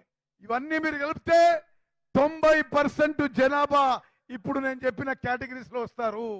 मगर आप अगर हिंदुस्तान के संस्थाओं को देखो, इंस्टीट्यूशंस को देखो, बड़ी बड़ी कंपनियों को देखो, तो इनमें से आपको कोई भी उन कंपनियों में, उन इंस्टीट्यूशंस में उन संस्थाओं में नहीं दिखाई देता। ఈ 90% జనాభా నుంచి ఇప్పుడు వ్యవస్థలో ఇన్స్టిట్యూషన్స్ లో ఎవరు మీకు అవుపడరు. मीडिया की सबसे बड़ी कंपनी की लिस्ट निकालिए, उनके मालिकों में आपको एक पिछड़ा वर्ग का व्यक्ति, एक दलित, एक आदिवासी नहीं मिलेगा। మీడియా కంపెనీలను చూస్తే మీడియా కంపెనీ ఓనర్లు ఎవరు కూడా బీసీలు గాని ఎస్సీలు గాని ఎస్టీలు గాని మీకు అవుపడరు. हिंदुस्तान की सबसे बड़ी 200 कंपनियों के मालिकों की लिस्ट निकालिए। భారతదేశంలో మీరు పెద్ద కంపెనీల లిస్ట్ చూస్తే ఈ ఎరుకబడిన వర్గాలు ఎవరు అవుపడరు. उसमें आपको एक पिछड़ा वर्ग का व्यक्ति नहीं मिलेगा। భారతదేశంలో ఉన్న పెద్ద కంపెనీల్లో బీసీ ఎస్సీ ఎస్టీ ఓనర్స్ ఎవరు మీకు అవుపడరు. एक दलित नहीं मिलेगा, एक गरीब जनरल कास्ट का नहीं मिलेगा, एक माइनॉरिटी नहीं मिलेगा, एक आदिवासी नहीं मिलेगा। ఒక్క దళితుడు గాని ఒక్క ఆదివాసి గాని ఒక్క మైనారిటీ గాని ఎవరు కూడా ఈ ధనవంతుల లిస్ట్ లో మీకు దొరకరు. हिंदुस्तान की सरकार को 90 लोग चलाते हैं, आईएएस अफसर चलाते हैं। భారతదేశం యొక్క ప్రభుత్వం 90 మంది ఐఏఎస్ అధికారులు నడుపుతారు. 50% पिछड़ों की आबादी है। 50% ఎనుకబడి వారు ఉన్నారు. 90 आईएएस अफसर में से सिर्फ 3 आईएएस अफसर ओबीसी वर्ग के हैं। దేశాన్ని నడిపించే 90 మంది ఐఏఎస్ ఆఫీసర్లో కేవలం 3 బీసీలు ఉన్న మాట ఇది వాస్తవము. आपकी आबादी 50% और आपकी हिस्सेदारी 5%। మీ జనాభా 50%, మీ భాగస్వామ్యం కేవలం 3% అని చెప్పి నేను మనం చేస్తున్నాను. आदिवासियों की आबादी 8%, 90 में से सिर्फ एक आदिवासी। గిరిజనులు ఆదివాసాలు 8% ఉంటే ఈ 90లో ఒక్కడు గిరిజను ఉన్నాడు. दलितों की आबादी 15%, दलित अफसर 90 में से 3। 90 మందిలో దళితులు కేవలం 3, దళితుల జనాభా సంఖ్య 15% అని చెప్పి నేను మనం చేస్తున్నాను. और अगर आप बजट को देखें तो अगर 100 रुपए खर्च होता है तो दलित आदिवासी पिछड़े वर्ग के अफसर सिर्फ 6 रुपए का निर्णय लेते हैं। మీరు బడ్జెట్ చూస్తే ఖర్చు అయ్యే 100 రూపాయల్లో కేవలం 6 రూపాయలు బీసీ ఎస్సీ ఎస్టీ ఆఫీసర్స్ ఖర్చు పెడుతున్నారని చెప్పి నేను మనం చేస్తున్నాను. तो सच्चाई ये है भाइयों और बहनों कि हिंदुस्तान की 90% आबादी की इस देश में हिस्सेदारी है ही नहीं। అంటే దేశంలో 90% జనాభా ఉన్న బీసీ ఎస్సీ ఎస్టీ మైనారిటీలకి దేశంలో సరి అయిన భాగస్వామ్యం లేదు అని చెప్పి నేను మనం చేస్తున్నాను. किसी को चोट लगती है तो पहला काम डॉक्टर कहता है एक्सरे कराओ। ఎవరికన్నా ఏమైనా దెబ్బ తాకితే డాక్టర్ ముందేమంటాడు, ఎక్స్రే చేసుకురా అని అంటుంటాడు. एक्सरे से सच्चाई दिख जाती है। ఎక్స్రేతోని నిజం బయటకు వస్తుందని చెప్పి మనం చేస్తున్నాను. एक्सरे के बाद डॉक्टर सही निर्णय ले सकता है। ఎక్స్రే తీసుకున్న తర్వాతనే డాక్టర్ సరి అయిన నిర్ణయం తీసుకోగలుగుతాడు. इसीलिए हमने वायदा किया है कि जैसे ही हमारी सरकार आएगी, जो हमने तेलंगाना में किया, जाति जनगणना को हम पूरे देश में इंप्लीमेंट कर देंगे। అందుకోసమే ఏ విధంగా అయితే తెలంగాణలో చేసినామో మేము ఎస్సీ ఎస్టీ బీసీ అన్ని కులాల జనగణన చేయబోతున్నాము, క్యాస్ట్ సెన్సస్ చేయబోతున్నాం అని చెప్పి నేను మనం చేస్తున్నాను. देश का एक्सरे कर देंगे, दूध का दूध, पानी का पानी हो जाएगा। భారతదేశం ఒక ఎక్స్రే తీసి ఏది నిజమో అది బయటపడాలని మేము కోరుకుంటున్నాము. पिछड़े वर्ग को, दलितों को, आदिवासियों को, गरीब जनरल कास्ट के लोगों को, माइनॉरिटीज को पता लग जाएगा कि इस देश में उनकी भागीदारी कितनी है।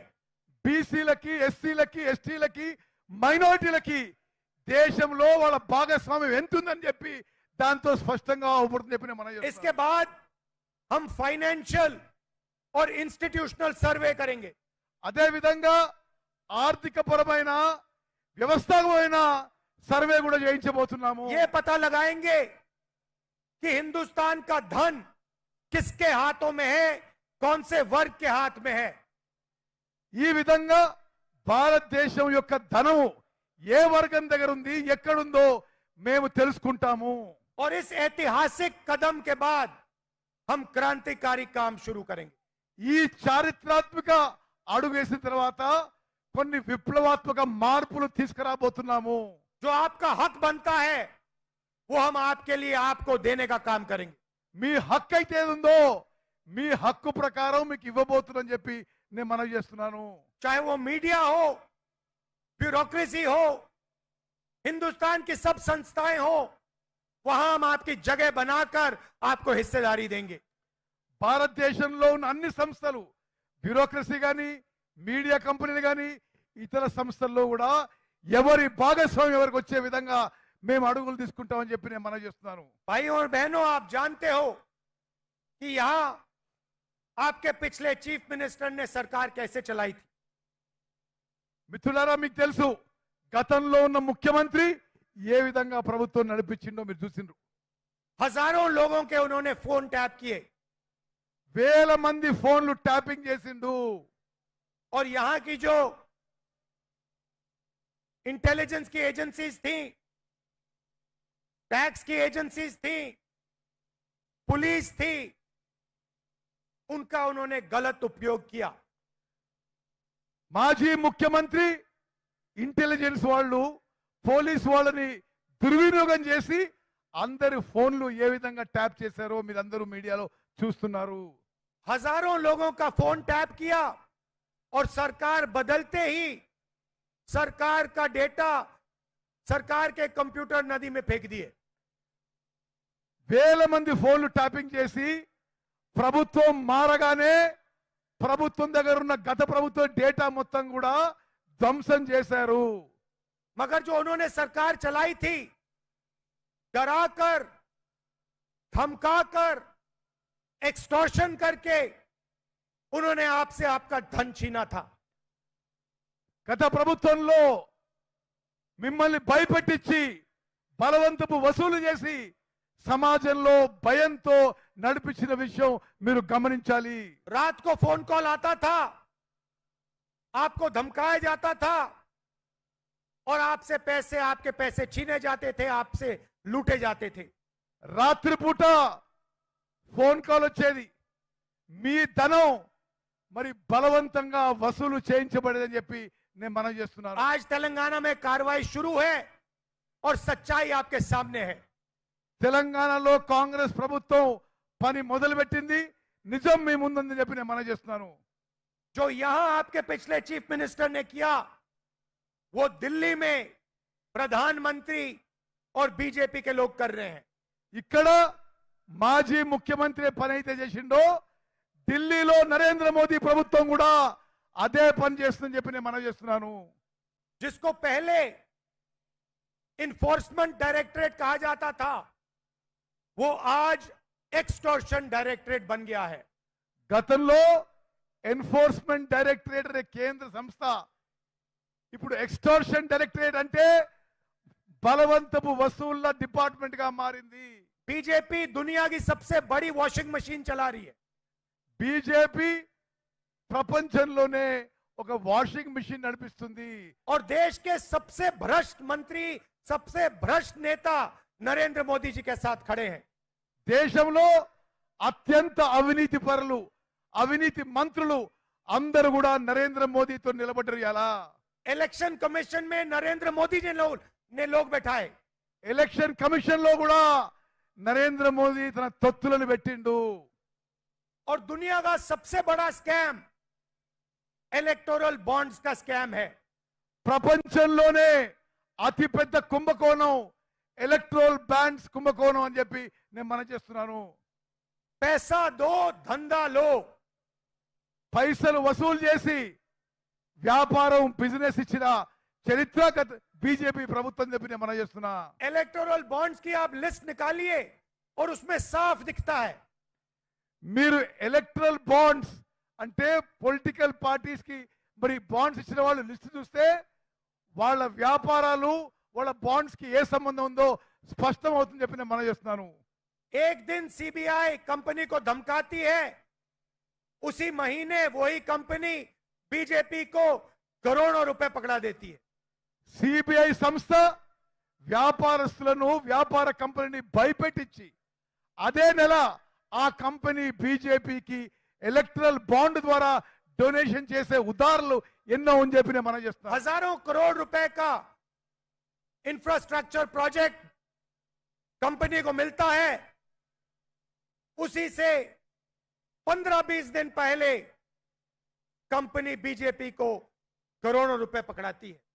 వేల కోట్ల ప్రాజెక్టులు, వేల కోట్ల ఇన్ఫ్రాస్ట్రక్చర్ ప్రాజెక్టులు వాళ్ళ దగ్గరున్న వాళ్ళకి సంస్థలకు ఇచ్చి ఎలక్ట్రల్ బాండ్ ద్వారా వసూలు చేసుకుంటున్నారు.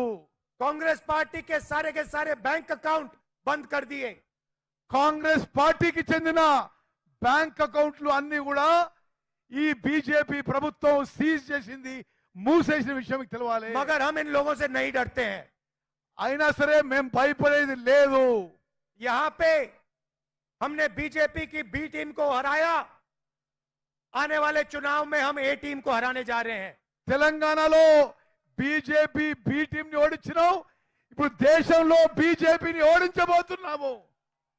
कॉन्स्टिट्यूशन हिंदुस्तान के सब लोगों की रक्षा करता है. రాజ్యాంగం భారతదేశ ప్రజలకి రక్షణ కలిగిస్తుంది. चाहे वो दलित हो, आदिवासी हो, पिछड़े लोग हो, माइनॉरिटी के लोग हो, गरीब हो, सब लोगों की रक्षा कॉन्स्टिट्यूशन करता है. రాజ్యాంగం ద్వారానే దళితులు, ఆదివాసీలు, మైనారిటీలు, బీసీలు వీళ్ళందరి రక్షణ మన రాజ్యాంగం చేస్తుంది. बीजेपी कॉन्स्टिट्यूशन को रद्द करना चाहती है. బీజేపీ కేంద్రంలో రాజ్యాంగాన్ని రద్దు చేయదలుచుకున్నది. हम कॉन्स्टिट्यूशन को कभी नहीं रद्द होने देंगे. మేము రాజ్యాంగాన్ని రద్దు చేయనీయము. ये लड़ाई कॉन्स्टिट्यूशन और लोकतंत्र को बचाने की लड़ाई है. ఇప్పుడు మనం కొట్లాడే ఈ కొట్లాట రాజ్యాంగాన్ని, ప్రజాస్వామ్యాన్ని కాపాడుకుందామని చెప్పి నేను మనం చేస్తున్నాను. नरेंद्र मोदी जी 3-4% लोगों के लिए काम करते हैं. నరేంద్ర మోదీ 3-4% ఉన్న జనాభా వాళ్ళకి పెద్దలకే పనిచేస్తున్నాడు. उनके पास मीडिया, धन, इंटेलिजेंस एजेंसीज, सीबीआई, ईडी सब कुछ है. నరేంద్ర మోదీ దగ్గర పైసలు ఉన్నాయి, మీడియా ఉంది, పెద్ద పెద్ద సంస్థలు ఉన్నాయి, కేంద్ర ప్రభుత్వ సంస్థలు, సిబిఐ, ఈడీ అన్ని ఉన్నాయి. हमारे पास सच्चाई और जनता का प्यार. మా దగ్గర కేవలం జనం యొక్క ప్రేమ, మీ ప్రేమ, నిజం మాతో ఉందని చెప్పి నేను మనం చేస్తున్నాను. और जीत सच्चाई और जनता की होती है. గెలుపు నిజంతో మరి మాతో ఉంటుందని చెప్పి నేను మనం చేస్తున్నాను. आखिरी बात, मैनिफेस्टो में हमने फिशिंग कम्युनिटी के लिए, मछुआरों के लिए भी जबरदस्त काम किया है. మేనిఫెస్టోలో అన్ని కమ్యూనిటీలు కూడా సరి అయిన న్యాయం చేస్తున్నామని చెప్పి నేను మనం చేస్తున్నాను. डीजल की सब्सिडी और आपके लिए, फिशरमैन के लिए कोऑपरेटिव बैंक हम लागू करेंगे. చేపలు పట్టే వాళ్ళకి డీజిల్ సబ్సిడీ, అదే విధంగా ఫిషర్మ్యాన్ కోఆపరేటివ్స్ కి మేము తక్కువ ధరతో లోన్లు ఇప్పిస్తామని చెప్పి నేను మనం చేస్తున్నాను. मैंने आज 5 वायदे आपके सामने रखे. నేను మీ ముందు 5 మాటలు, 5 హామీలు మీ ముందు ఉంచాను. मगर ये हमारे सिर्फ 5 वायदे नहीं है. కానీ ఇది కేవలం 5 మరి గ్యారంటీలు మాత్రమే, 5 హామీలు మాత్రమే కాదు అని చెప్తున్నాను. युवाओं के लिए मैंने आपको सबसे बड़ा वायदा आपके सामने रखा, मगर 5 और वायदे हैं. యువకులకు అన్నిటికంటే పెద్ద హామీ మీ ముందుంచాను. మరో 5 హామీలు కూడా ఉన్నాయని చెప్పి నేను మనవి చేస్తున్నాను. वैसे ही महिलाओं के लिए और 5 वायदे हैं. అదే విధంగా మహిళలు కూడా మరో 5 హామీలు ఉన్నాయని చెప్పి మనవి చేస్తున్నాను. किसान और मजदूर और पिछड़े वर्ग के लिए भी अलग अलग 5 वायदे हैं. అదే విధంగా రైతులకి, కూలీలకి, వెనుకబడి తరగతులు కూడా మరో 5 హామీలు ఉన్నాయని చెప్పి నేను మనవి చేస్తున్నాను. ये मैनिफेस्टो क्रांतिकारी मैनिफेस्टो है. ఇది విప్లవాత్మక రెవల్యూషనరీ మేనిఫెస్టో అని చెప్పి నేను మనవి చేస్తున్నాను. ये हिंदुस्तान के चेहरे को बदलने वाला मैनिफेस्टो है. ఇది భారతదేశం యొక్క ముఖ చిత్రం మార్చబోతుందని చెప్పి నేను మనవి చేస్తున్నాను. और ये हमारा मैनिफेस्टो नहीं है, ये हिंदुस्तान की आत्मा का मैनिफेस्टो है, आपका मैनिफेस्टो है. ఇది మా మేనిఫెస్టో కాదు, ఇది మీ మేనిఫెస్టో, భారతదేశం ప్రజల యొక్క ఆత్మకి చెందిన మేనిఫెస్టో అని చెప్పి నేను మనవి చేస్తున్నాను. हमने आपकी मन की बात सुनकर, आपके जो दिल में है उसे सुनकर, उसे समझकर ये मैनिफेस्टो बनाया है. ప్రజల యొక్క హృదయాల్లో మాట విని వారి బాధ విని ఈ మేనిఫెస్టో తయారు చేయడం జరిగింది. और इस मैनिफेस्टो को आप लोग ध्यान से पढ़िए, ध्यान से देखिए. ఈ మేనిఫెస్టోని చాలా జాగ్రత్తగా చదవండి అని చెప్పి నేను విజ్ఞప్తి చేస్తున్నా. क्योंकि अगर आप इसको अच्छी तरह देखेंगे तो आपको पता लगेगा कि ये मैनिफेस्टो हिंदुस्तान को बदल सकता है. మీరు జాగ్రత్తగా చదివితే మీకు అర్థమవుతుంది భారతదేశం యొక్క ముఖ చిత్రం ఈ మేనిఫెస్టో మార్చేస్తుంది, మీ జీవితాల్లో వెలుగులు నింపుతుంది చెప్పి गरीबों की, किसानों की, महिलाओं की, युवाओं की जिंदगी बदल सकता है. నిరుపేదలు, రైతులు, మహిళలు, కూలీలు అందరి జీవితాల్లో వెలుగులు నింపే మేనిఫెస్టో అని చెప్పి నేను और आप ये भी जानते हो, तेलंगाना में बहुत अच्छी तरह जानते हो, अगर कांग्रेस पार्टी आपसे ऐसे वायदे करती है तो कांग्रेस पार्टी उन वायदों को डिलीवर कर देती है. ఏ విధంగానైతే తెలంగాణలో ఏ గ్యారెంటీలు ఇచ్చినామో, ఏ మాట ఇచ్చినామో నిలబెట్టుకున్నామో, భారతదేశంలో కూడా ఈ గ్యారెంటీలు ఇచ్చి నిలబెట్టుకుంటామని చెప్పి నేను మనవి చేస్తున్నాను. मैं यहां राजनीतिक भाषण दिया हूं, నేను ఇక్కడ ఒక పొలిటికల్ స్పీచ్ ఇచ్చాను. मगर मेरा और आपका रिश्ता राजनीतिक नहीं है.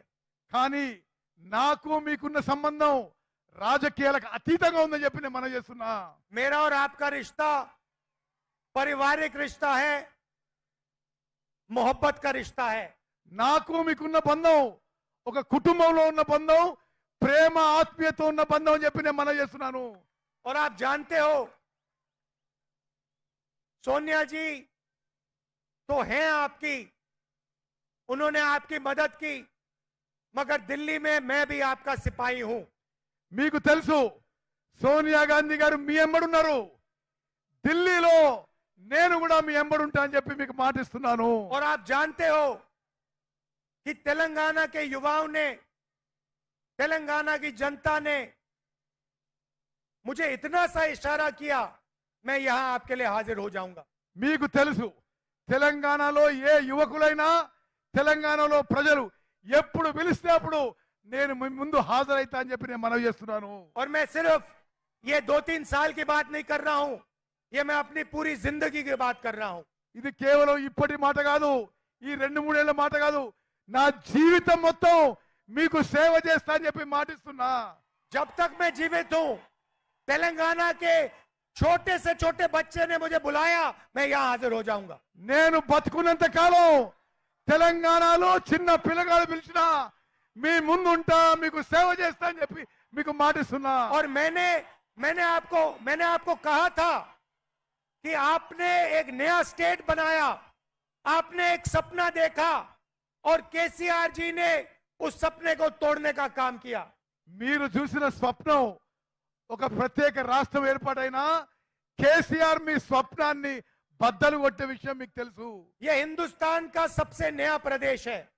భారతదేశంలో కొత్త రాష్ట్రం 29వ రాష్ట్రం తెలంగాణ రాష్ట్రం. और मैं चाहता हूं कि यह प्रदेश हिंदुस्तान के सारे प्रदेशों को रास्ता दिखा पाए.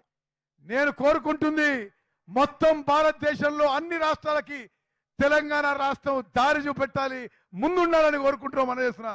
और इसमें मैं, आपके चीफ मिनिस्टर, हमारे सब नेता, कांग्रेस पार्टी के हर कार्यकर्ता और तेलंगाना के युवा, तेलंगाना की जनता एक साथ मिलकर काम करेंगे. ఈ కృషిలో నేను, మీ ముఖ్యమంత్రి, మీ నాయకులు, కార్యకర్తలు అందరూ కూడా కలిసి పనిచేస్తామని చెప్పి నేను మనం చేస్తున్నాను. और मैं चाहता हूं कि एक दिन made in Telangana made in China का मुकाबला करे। నేను కోరుకుంటున్నా ఒకరోజు మేడ్ ఇన్ తెలంగాణ అనే బ్రాండ్ మేడ్ ఇన్ చైనా కంటే పెద్ద కావాలని చెప్పి కోరుకుంటున్నా. और फिर पूरा देश कहे अगर मेड इन तेलंगाना हो सकता है तो मेड इन उत्तर प्रदेश हो सकता है, मेड इन राजस्थान हो सकता है। तो ये मैसेज मैं चाहता हूं कि आप देश को दें।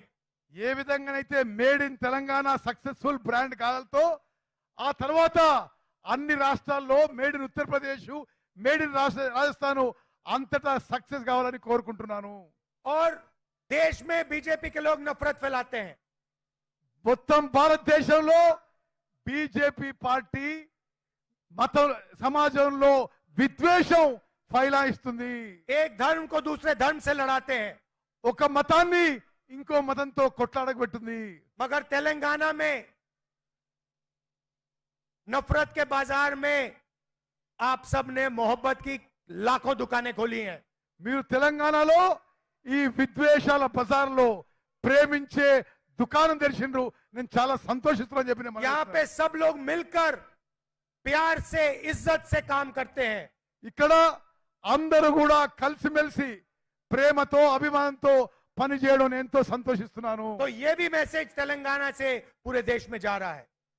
ఈ సందేశం కూడా ఈ కలిసిమెలిసి పనిచేసే సందేశం తెలంగాణ నుంచి మొత్తం భారతదేశం పోతుంది. शाम का समय है, आप दूर दूर से आए, आपको वापस जाना है। मैं आपका दिल से धन्यवाद करता हूं। बहुत बहुत धन्यवाद। नमस्कार। जय हिंद, जय तेलंगाना। మీరు చాలా దూరం నుంచి వచ్చారు. మీ అందరికీ పేరు పేరున నా ధన్యవాదాలు తెలియజేస్తున్నాను. మిత్రులారా అందరూ చేతులెత్తాలి. రాహుల్ గాంధీ గారి నాయకత్వం, రాహుల్ గాంధీ గారి నాయకత్వం.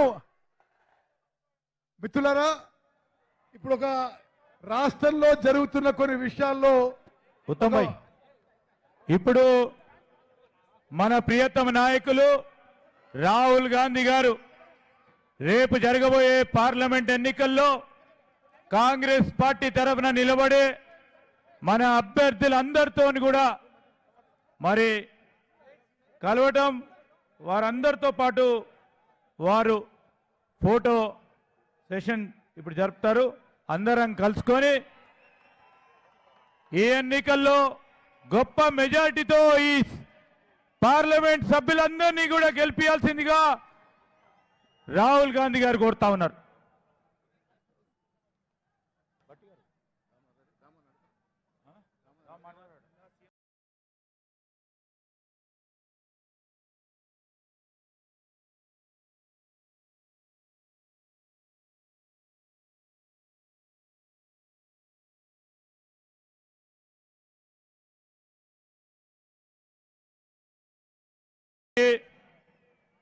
తెలంగాణ యావత్ ప్రజలందరి తరఫున ధన్యవాదాలు, కృతజ్ఞతలు తెలియజేస్తూ పెద్దలు ఉత్తమ్ కుమార్ రెడ్డి గారు మాట్లాడతారు. ప్రియ మిత్రులారా, తెలంగాణ రాష్ట్రం నుంచి నలుమూలలు చేసిన అక్కలు, చెల్లెళ్ళు, అన్నలు, తమ్ముళ్ళు మీ అందరికీ నమస్కారం తెలియజేస్తూ కల్వకుంట్ల చంద్రశేఖరరావు ఈరోజు రాష్ట్రంలో తిరిగి మన ప్రభుత్వంపై బురద జల్లే ప్రయత్నం చేస్తున్నాడు. రాష్ట్రంలో కరెంటు విషయంలో, మంచినీళ్ళ విషయంలో ఎక్కడా ఇబ్బంది రాకుండా చూసే బాధ్యత ముఖ్యమంత్రి గారు, ఉప ముఖ్యమంత్రి గారు, మంత్రులందరూ కూడా తీసుకుంటామని చెప్పి నేను మనం చేస్తున్నాను. రాష్ట్రంలో కేసీఆర్ ఉన్నప్పుడు వర్షాలు సరిగ్గా పడలేదు.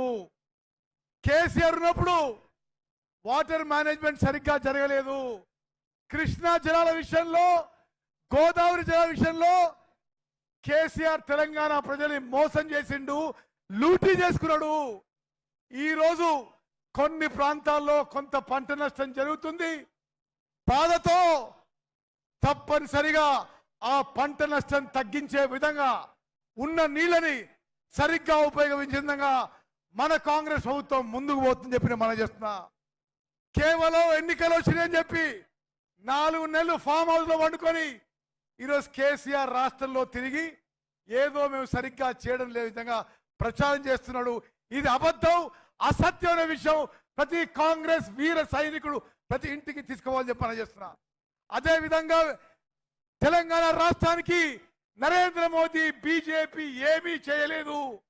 10 ఏళ్ల పాటు బీజేపీ తెలంగాణని మోసం చేసింది. ఓట్లు అడిగే అర్హత లేదు అని చెప్పి నేను ముగిస్తున్నాను.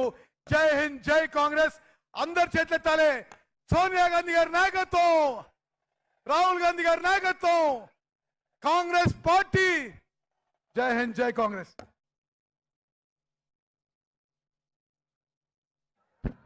ఇప్పుడు రాష్ట్ర ఉప ముఖ్యమంత్రి శ్రీ బట్టి విక్రమార్క గారు మాట్లాడతారు. ఆ తర్వాత రేవంత్ రెడ్డి గారు మాట్లాడతారు.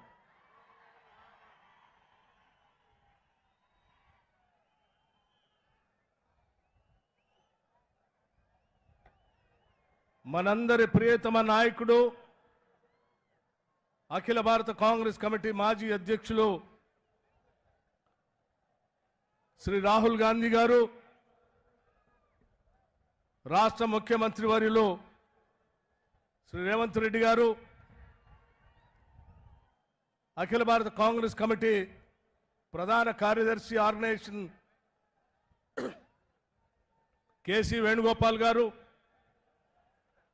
అట్లాగే అఖిల భారత కాంగ్రెస్ కమిటీ తెలంగాణ ఇన్ఛార్జ్ దీపా దాస్ మున్షి గారు, నా తోటి సహచర మంత్రివర్గ సభ్యులు, శాసనసభ్యులు, శాసన మండలి సభ్యులు, రాష్ట్ర కాంగ్రెస్ కమిటీ కార్యవర్గ సభ్యులు, అశేషంగా రాష్ట్ర వ్యాప్తంగా కదిలి వచ్చిన కాంగ్రెస్ కార్యకర్తలారా, నాయకులారా, మీ అందరికి కూడా ముందుగా నా హృదయపూర్వకమైనటువంటి నమస్కారాలు తెలియజేస్తా ఉన్నాను.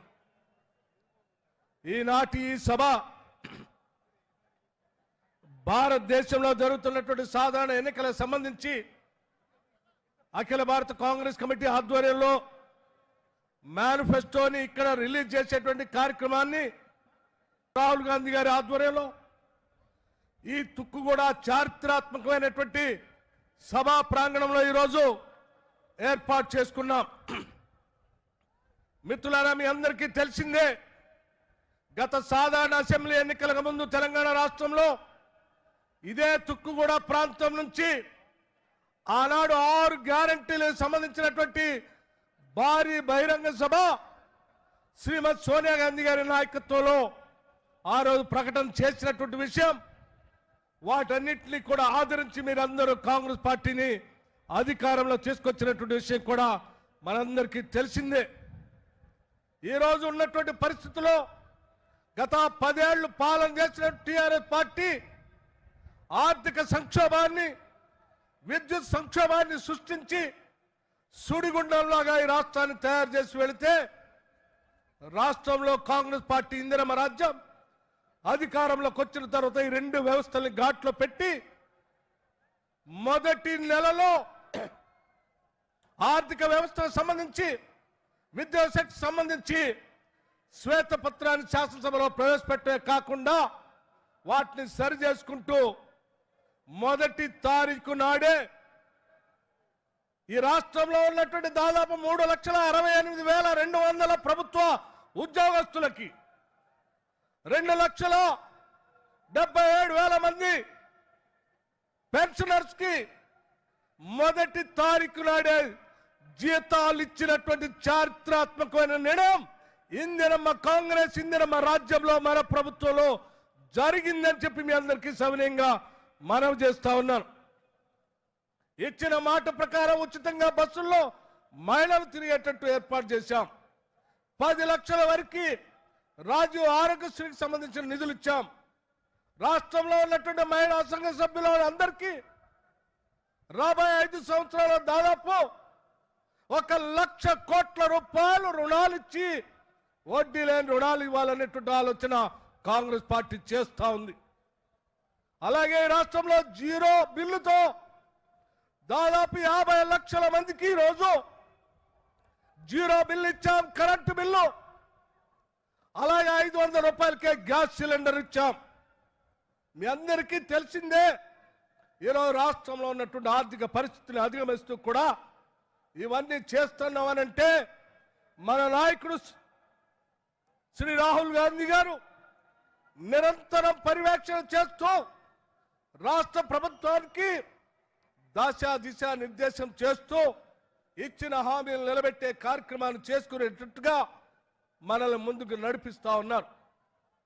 ఈరోజు వారు చెప్పినటువంటి అంశాలు, దేశవ్యాప్తంగా చెప్పినటువంటి అంశాలు చూస్తూ ఉంటే కూలీలకి Mahatma Gandhi national employment guarantee scheme లో 400 రూపాయలు వచ్చేటట్టుగా క్యాష్ సెన్సెస్ చేస్తామని చెప్పి ఈ రాష్ట్రంలో మొదలు పెడతామని చెప్పి మొదలుపెట్టాం. ఒక విప్లవకారుడిగా ఈ దేశంలో తాడితులకి, పీడితులకి, బాధితులకి, మధ్యతరగతి కుటుంబాలకి, యువతకి, మహిళలకి అందరికీ న్యాయం జరగాలనేటువంటి ఆలోచనతో ఈరోజు న్యాయ పత్రాన్ని రాహుల్ గాంధీ గారు ఇక్కడ మన అందరి ముందు ఆవిష్కరింప చేశారు. అవన్నీ నిజం చేయడం కోసం తెలంగాణ మోడల్గా ఈరోజు దేశంలో కాంగ్రెస్ పార్టీని తీసుకొని రావడం కోసం మనందరం నడుం బిగించి పనిచేద్దామని చెప్పి మీ అందరికీ సవినయంగా నేను మనవి చేస్తూ సెలవు తీసుకున్నాను. జై హింద్, జై కాంగ్రెస్. పెద్దలు భట్టి గారికి ధన్యవాదాలు చేసి ఇప్పుడు రాష్ట్ర ముఖ్యమంత్రి వర్యులు మన ప్రియతమ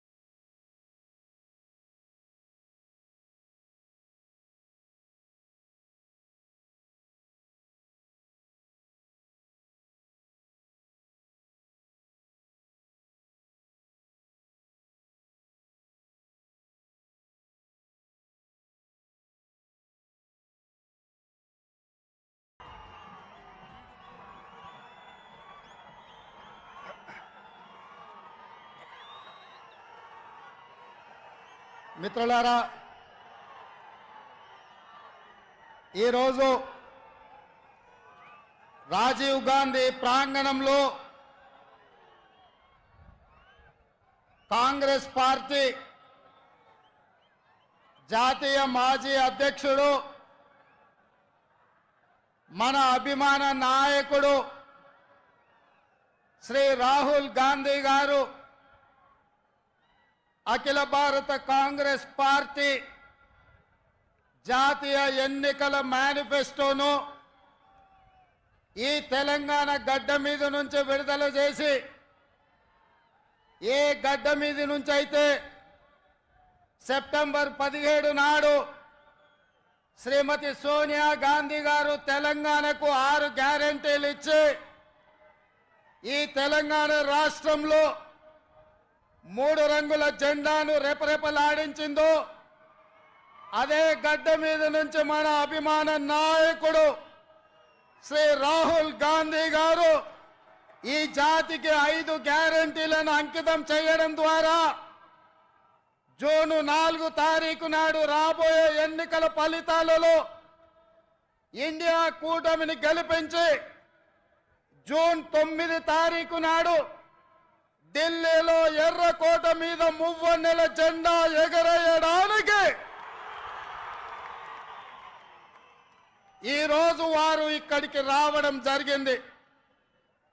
మిత్రులారా, ఉత్తర తెలంగాణ నుంచి గోదావరి నది, దక్షిణ తెలంగాణ నుంచి కృష్ణా నది పోటెత్తి తుక్కుగూడలో సునామీని సృష్టిస్తే ఎట్లా ఉంటుందో, వందలు వేలు లక్షలలో కాంగ్రెస్ పార్టీ కార్యకర్తలు రాజీవ్ గాంధీ ప్రాంగణం తుక్కుగూడలో కదము తొక్కితే ఆనాడు బీఆర్ఎస్ ను తుక్కుగా ఎట్లా తొక్కిండ్రో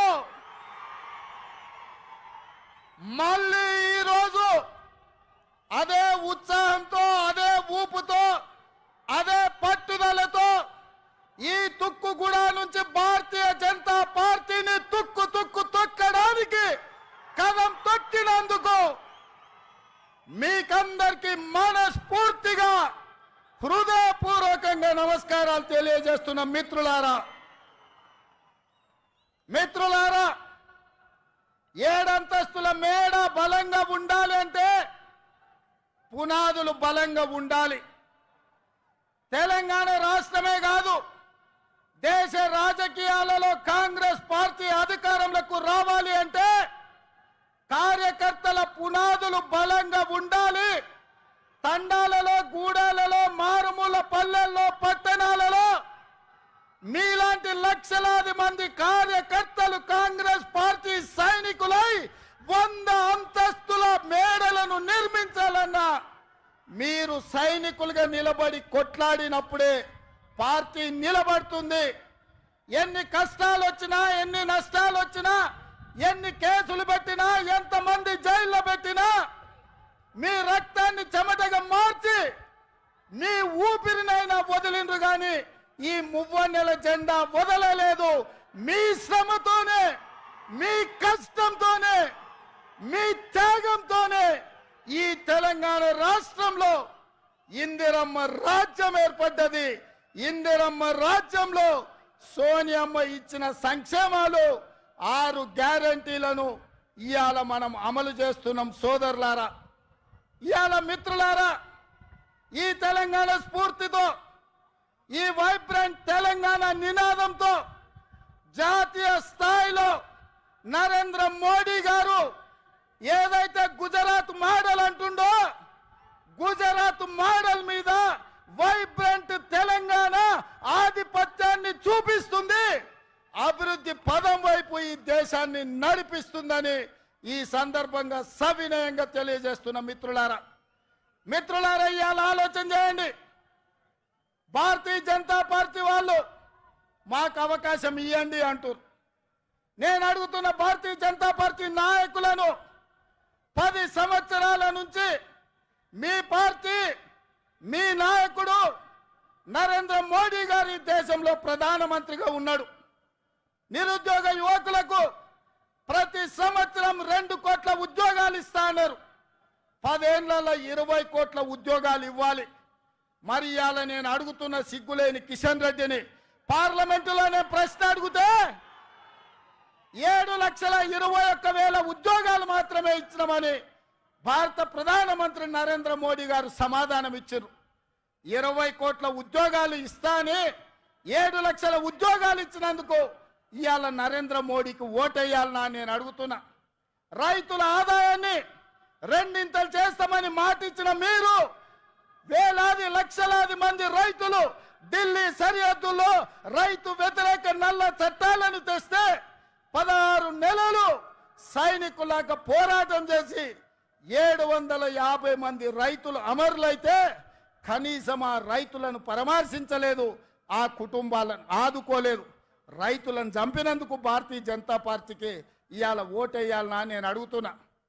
2022 వరకు ప్రతి పేదవాడికి ఇల్లు ఇస్తున్న నరేంద్ర మోడీ తెలంగాణ రాష్ట్రంలో ఎన్ని ఇల్లు ఇచ్చిందో లెక్క చెప్పి మీరు ఓట్లు అడగాలని నేను ఇవాళ బీజేపీ నాయకులను అడుగుతున్నా.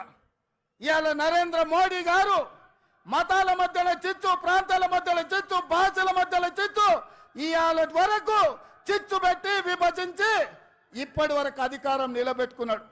ఇక ఇప్పుడు దేశాన్నే విభజించి చిచ్చు పెట్టి 3వసారి అధికారం రావాలని కుట్ర చేస్తున్నాడు.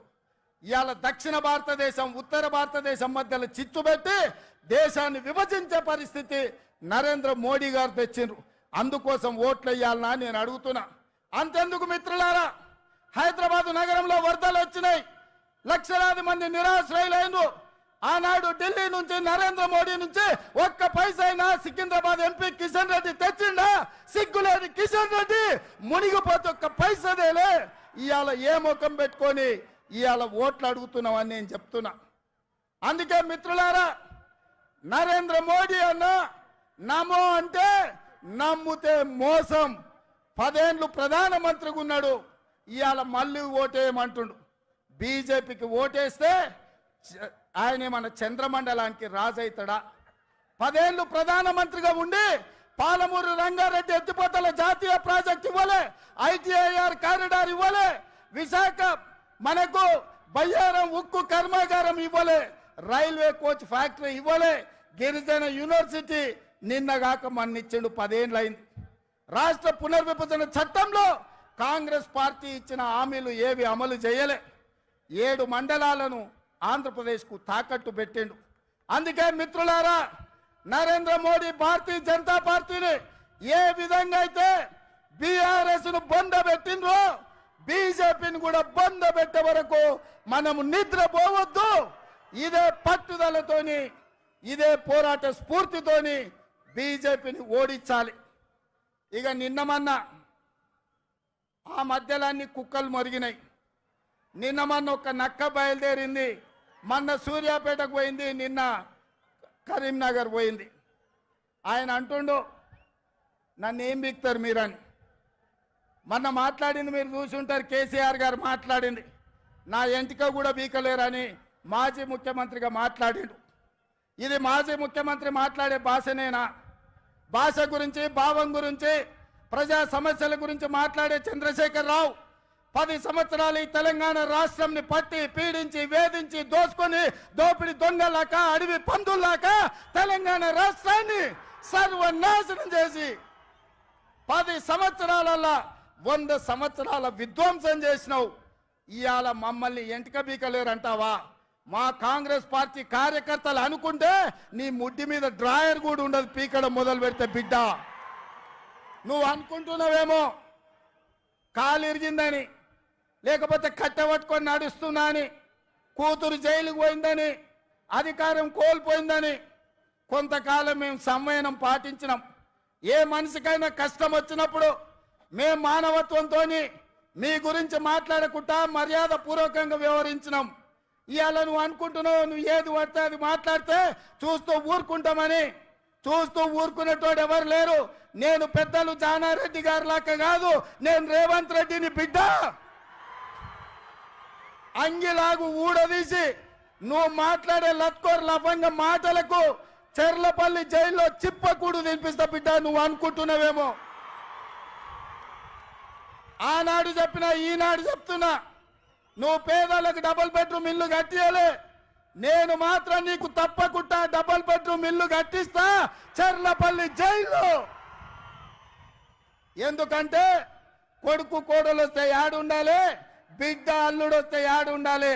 అందరు కలిసి చెర్లపల్లి జైల్లో ఉండేటట్టు మీకు డబుల్ బెడ్రూమ్ ఇల్లు కట్టించే బాధ్యత మా లక్షలాది మంది కాంగ్రెస్ పార్టీ కార్యకర్తలు తీసుకుంటారని చెప్పి నేను ఈ వేదిక మీద నుంచి చెప్పదలుచుకున్నా. అందుకే మిత్రులారా, మీరు ఆలోచన చేయండి. డిసెంబర్ 7 నాడు మనం అధికారం చేపట్టి డిసెంబర్ 9 నాడు ఆడబిడ్డల కార్తీసులో ఉచిత ప్రయాణం, రాజీవ్ ఆరోగ్యశ్రీ ద్వారా ప్రతి పేదవాడికి 10 లక్షల రూపాయలు ఉచితంగా వైద్యాన్ని అందించే నిర్ణయాలు తీసుకున్నాం. ఇదే కాదు, మా మిత్రుడు పెద్దలు పట్టి విక్రమార్క గారు ఆర్థిక సమస్యలు, రాష్ట్రం సంక్షోభంలో ఉంటే, జీతభత్యాలు ఇవ్వలేని పరిస్థితిలో రాష్ట్రం ఉంటే ప్రభుత్వ ఉద్యోగులకు అదేవిధంగా పెన్షన్దారులకు 1వ తారీఖు నాడు జీతభత్యాలు ఇచ్చి రాష్ట్ర ఆర్థిక పరిస్థితిని గాడిలో పెట్టిండు. ఇదే కాదు, ఆడబిడ్డలను దృష్టిలో పెట్టుకొని కట్టెల పొయ్యితోని కన్నీళ్లతోని ఆడబిడ్డలు కష్టపడుతుంటే వాళ్ళ కన్నీళ్లు తూడవడానికి సోనియమ్మ మాట ప్రకారం 500 రూపాయలకే ఆడబిడ్డలకు సిలిండర్ ఇచ్చి ఆడబిడ్డల కష్టాలు తీర్చినాం. అదే కాదు, పేదవాళ్లకు ఇంటింటికి ఉచితంగా 200 యూనిట్ల పథకాన్ని అమలు చేసి నిరూపించినాం.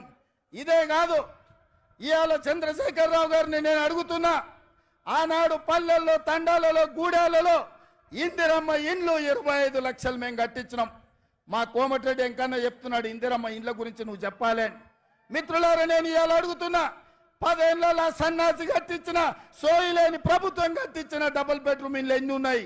ఇవాళ మనం 4.5 లక్షల ఇందిరమ్మ ఇండ్లు 22,500 కోట్లతోని ఖమ్మం జిల్లాలో మిత్రుడు పొంగులేటి శ్రీనివాసరెడ్డి ఆ శాఖలో మనం పనులు ప్రారంభించుకున్నాం.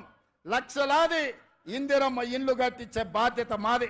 నేను అందుకే ఇవాళ సవాలు విసురుతున్న చంద్రశేఖర్ రావుకు, డబుల్ బెడ్రూమ్ ఇల్లు కట్టించిన ఊర్లలో నువ్వు ఓట్లాడుగు, ఇందిరమ్మ ఇండ్లు ఉన్న ఊర్లలో మేము ఓట్లు అడుగుతాం, మీకు డిపాజిట్లు వస్తే చూసుకుందామని చెప్పి నేను సవాలు విసురుతున్నా.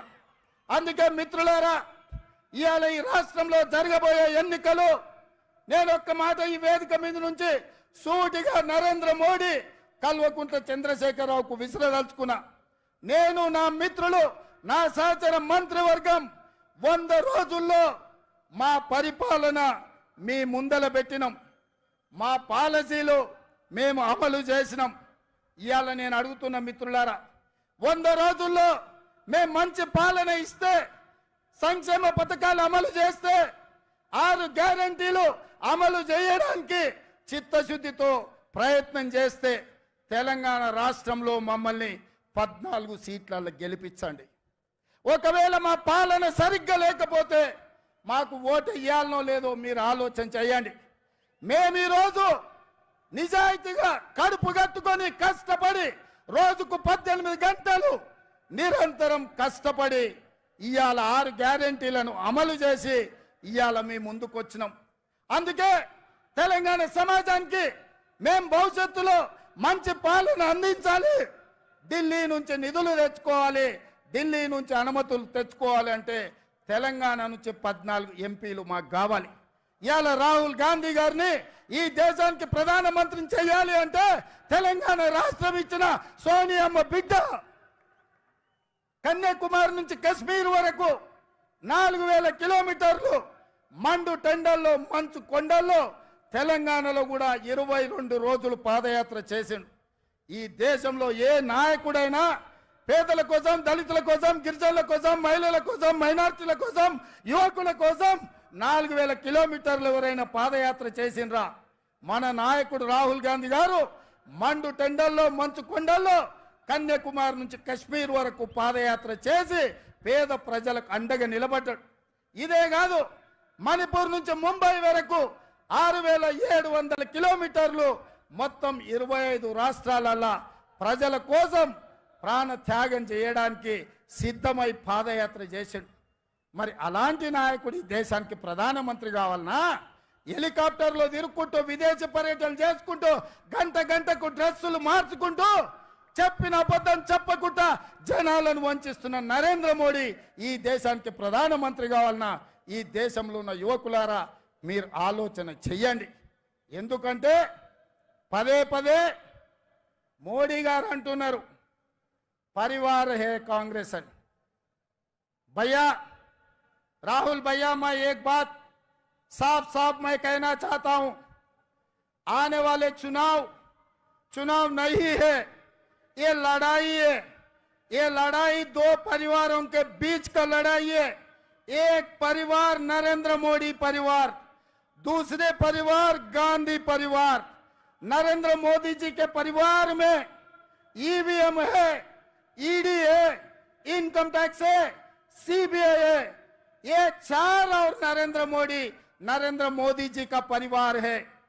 हमारी परिवार शहीद हुए इंदिरा जी, हमारी परिवार शहीद हुए राजीव गांधी जी, हमारी परिवार। जो प्रधानमंत्री राष्ट्रपति पदवी त्याग किए वीर वनिता सोनिया जी, हमारी परिवार। देश के लिए जान का कुर्बानी देने के लिए तैयार हो गए राहुल जी, हमारे परिवार। प्रियंका जी, हमारे परिवार। लाखों करोड़ों कांग्रेस पार्टी कार्यकर्ता इस देश में देशभक्ति जितने लोगों को है, सब हमारी परिवार। ये परिवार में देखेंगे नरेंद्र मोदी परिवार जीतेगा या गांधी परिवार जीतने वाले देश के लिए शहीद हुए परिवार इस लड़ाई में जीतने वाले हम देखेंगे। हम टक्कर लेंगे बराबर। नरेंद्र मोदी जी का परिवार से टक्कर लेंगे। ईवीएम को हरा देंगे, ईडी को हरा देंगे, सीबीआई को हरा देंगे, वैसे ही इनकम टैक्स वाले को भी हम हरा देंगे। इस देश को बचाने के लिए, संविधान को बचाने के लिए हम लोग कोशिश करेंगे। नहीं है तो ये देश बचेगा नहीं। संविधान को बदलने के लिए नरेंद्र मोदी साजिश कर रहा है। ये रोकने के लिए आपके साथ पूरा तेलंगाना खड़े रहकर आपके मदद में हम रहेंगे। इस लड़ाई में हम शहीद हुआ भी कोई परवाह नहीं है, हम आपके साथ ये जंग लड़ेंगे। आप सब लोग तैयार है? तैयार है? तैयार है? तैयार है? जो तैयार है सब खड़े रहो। आने वाले चुनाव में రాబోయే ఎన్నికల్లో రాహుల్ గాంధీతో నిలబడి రాబోయే యుద్ధంలో పోరాటం చేసే వాళ్ళందరూ చేతులెత్తి నిలబడండి, అందరు చేయి పైకెత్తండి। జై కాంగ్రెస్, జై జై కాంగ్రెస్। హస్తం గుర్తుకే, హస్తం గుర్తుకే। తెలంగాణ నుంచి 14 మంది ఎంపీలను గెలిపేయనికే సిద్ధమా? సిద్ధమా? సిద్ధమా? సిద్ధమా? సిద్ధమా? జై కాంగ్రెస్, జై జై కాంగ్రెస్। ధన్యవాదాలు మిత్రులారా, అందరు జాగ్రత్తగా వెళ్ళండి, జాగ్రత్తగా చూసుకొని వెళ్ళండి।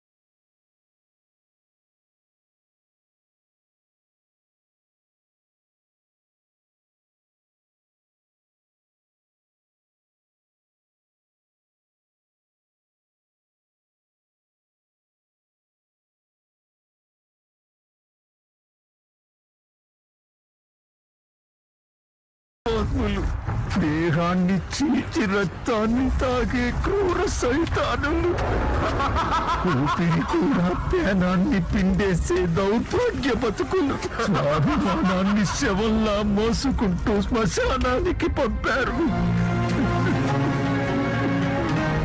అయితే సూత్రధారుని సూత్రాన్ని చెరిపి